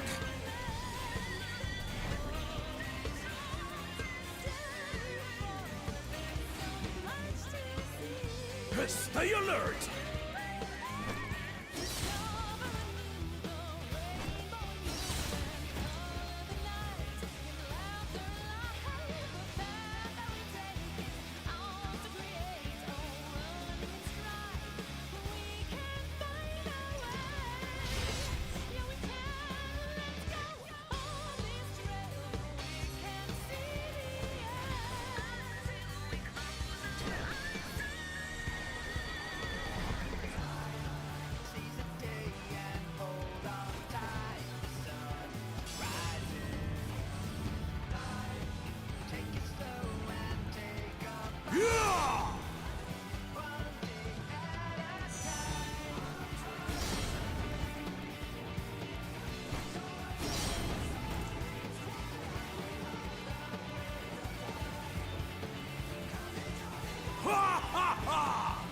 You fight well indeed.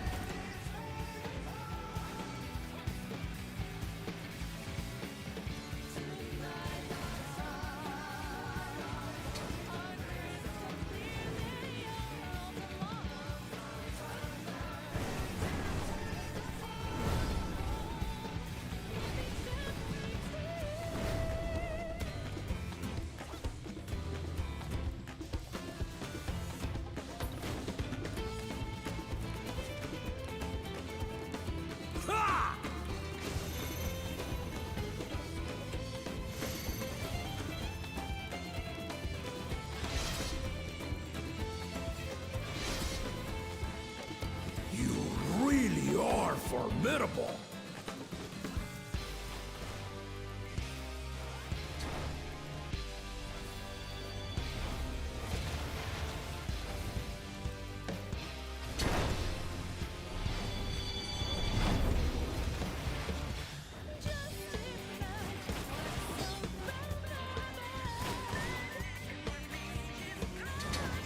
Now we'll see what you're truly made of.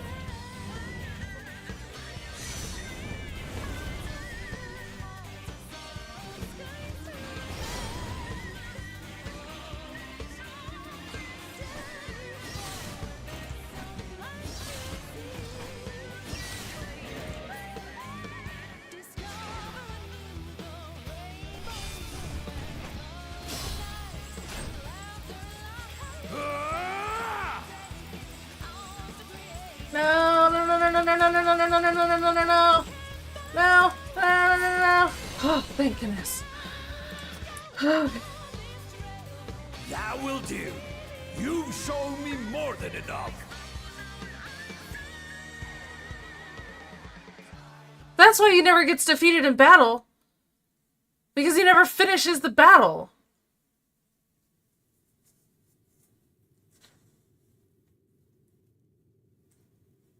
I brought my full strength to bear against opponents before, but you are the first to withstand it. Even with my head of reason asleep, I never expected you to give me so much trouble.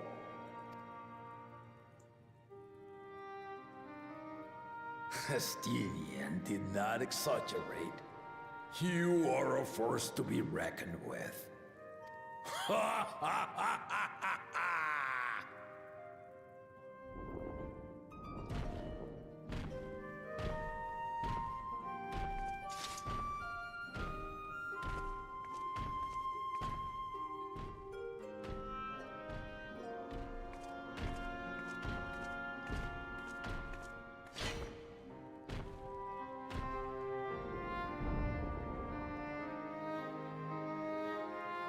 Now, a confession. I said I crave a challenge, and that was no lie. But I had another reason for calling you here. I had to judge for myself if you were fit to attend my beloved daughter.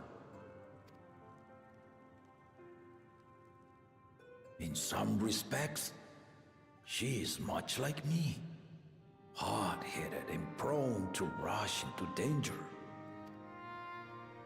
But one with your adamant defense could shield Lamati from those who would do her harm.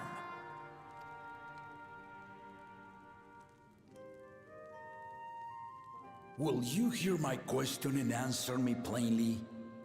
Address me not as the ruler of Tuliyola, but a concerned father.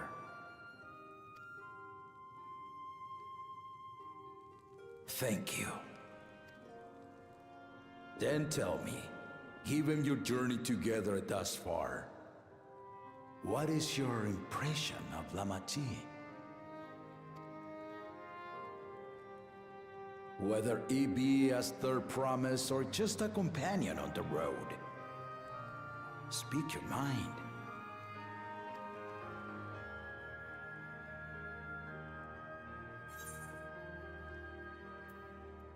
I think she has potential.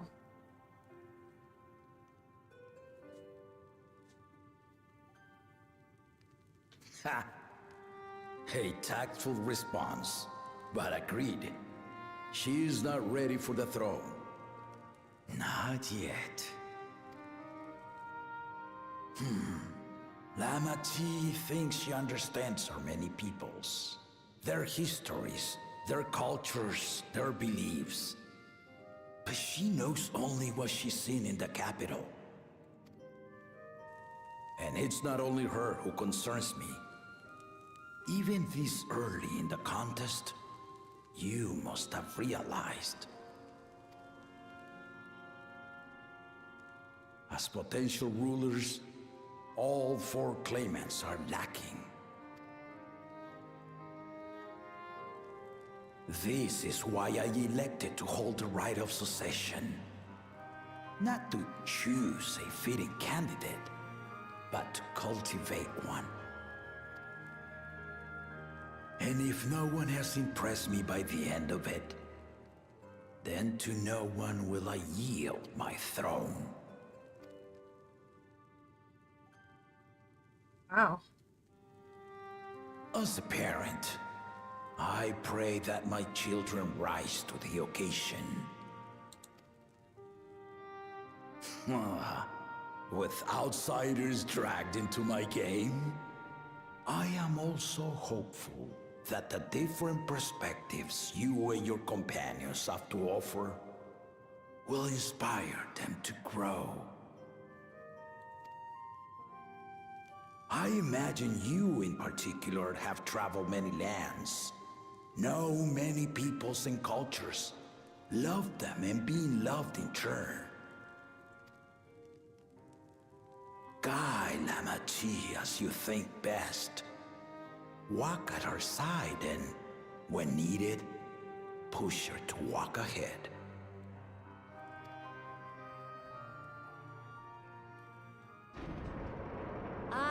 knew it.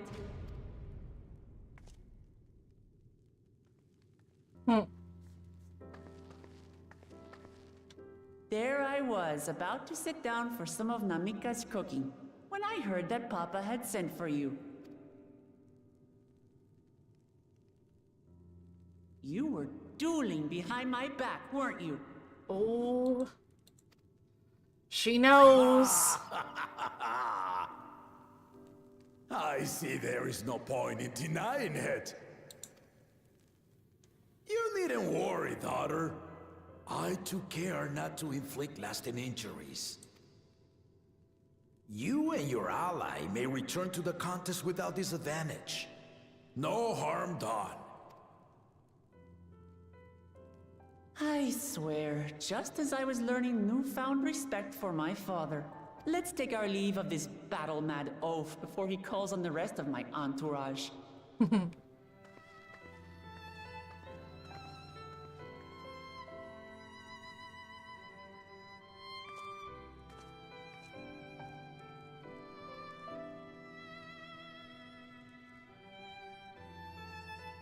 Watch over her, champion.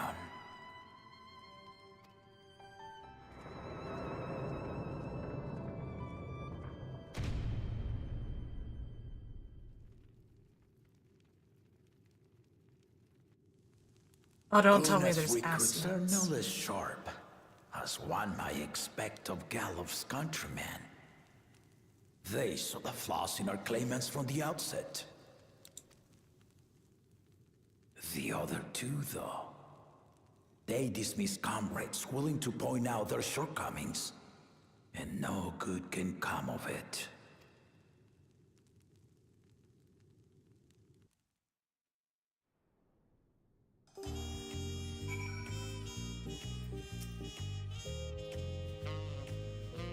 Even now, I know of only 3 people who didn't need to be carried away after their bouts.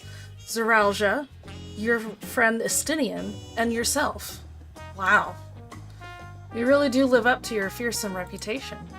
I'm curious, though. Did Papa want anything else of you? Just a sparring partner. Well, if that's all it was. New shoes.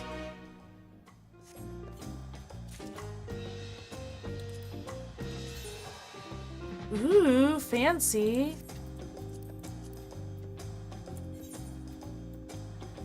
I love this gear set. It also happens to be my favorite color on my character, maroon. Love this color, burgundy. I love this color on her. Looks so good.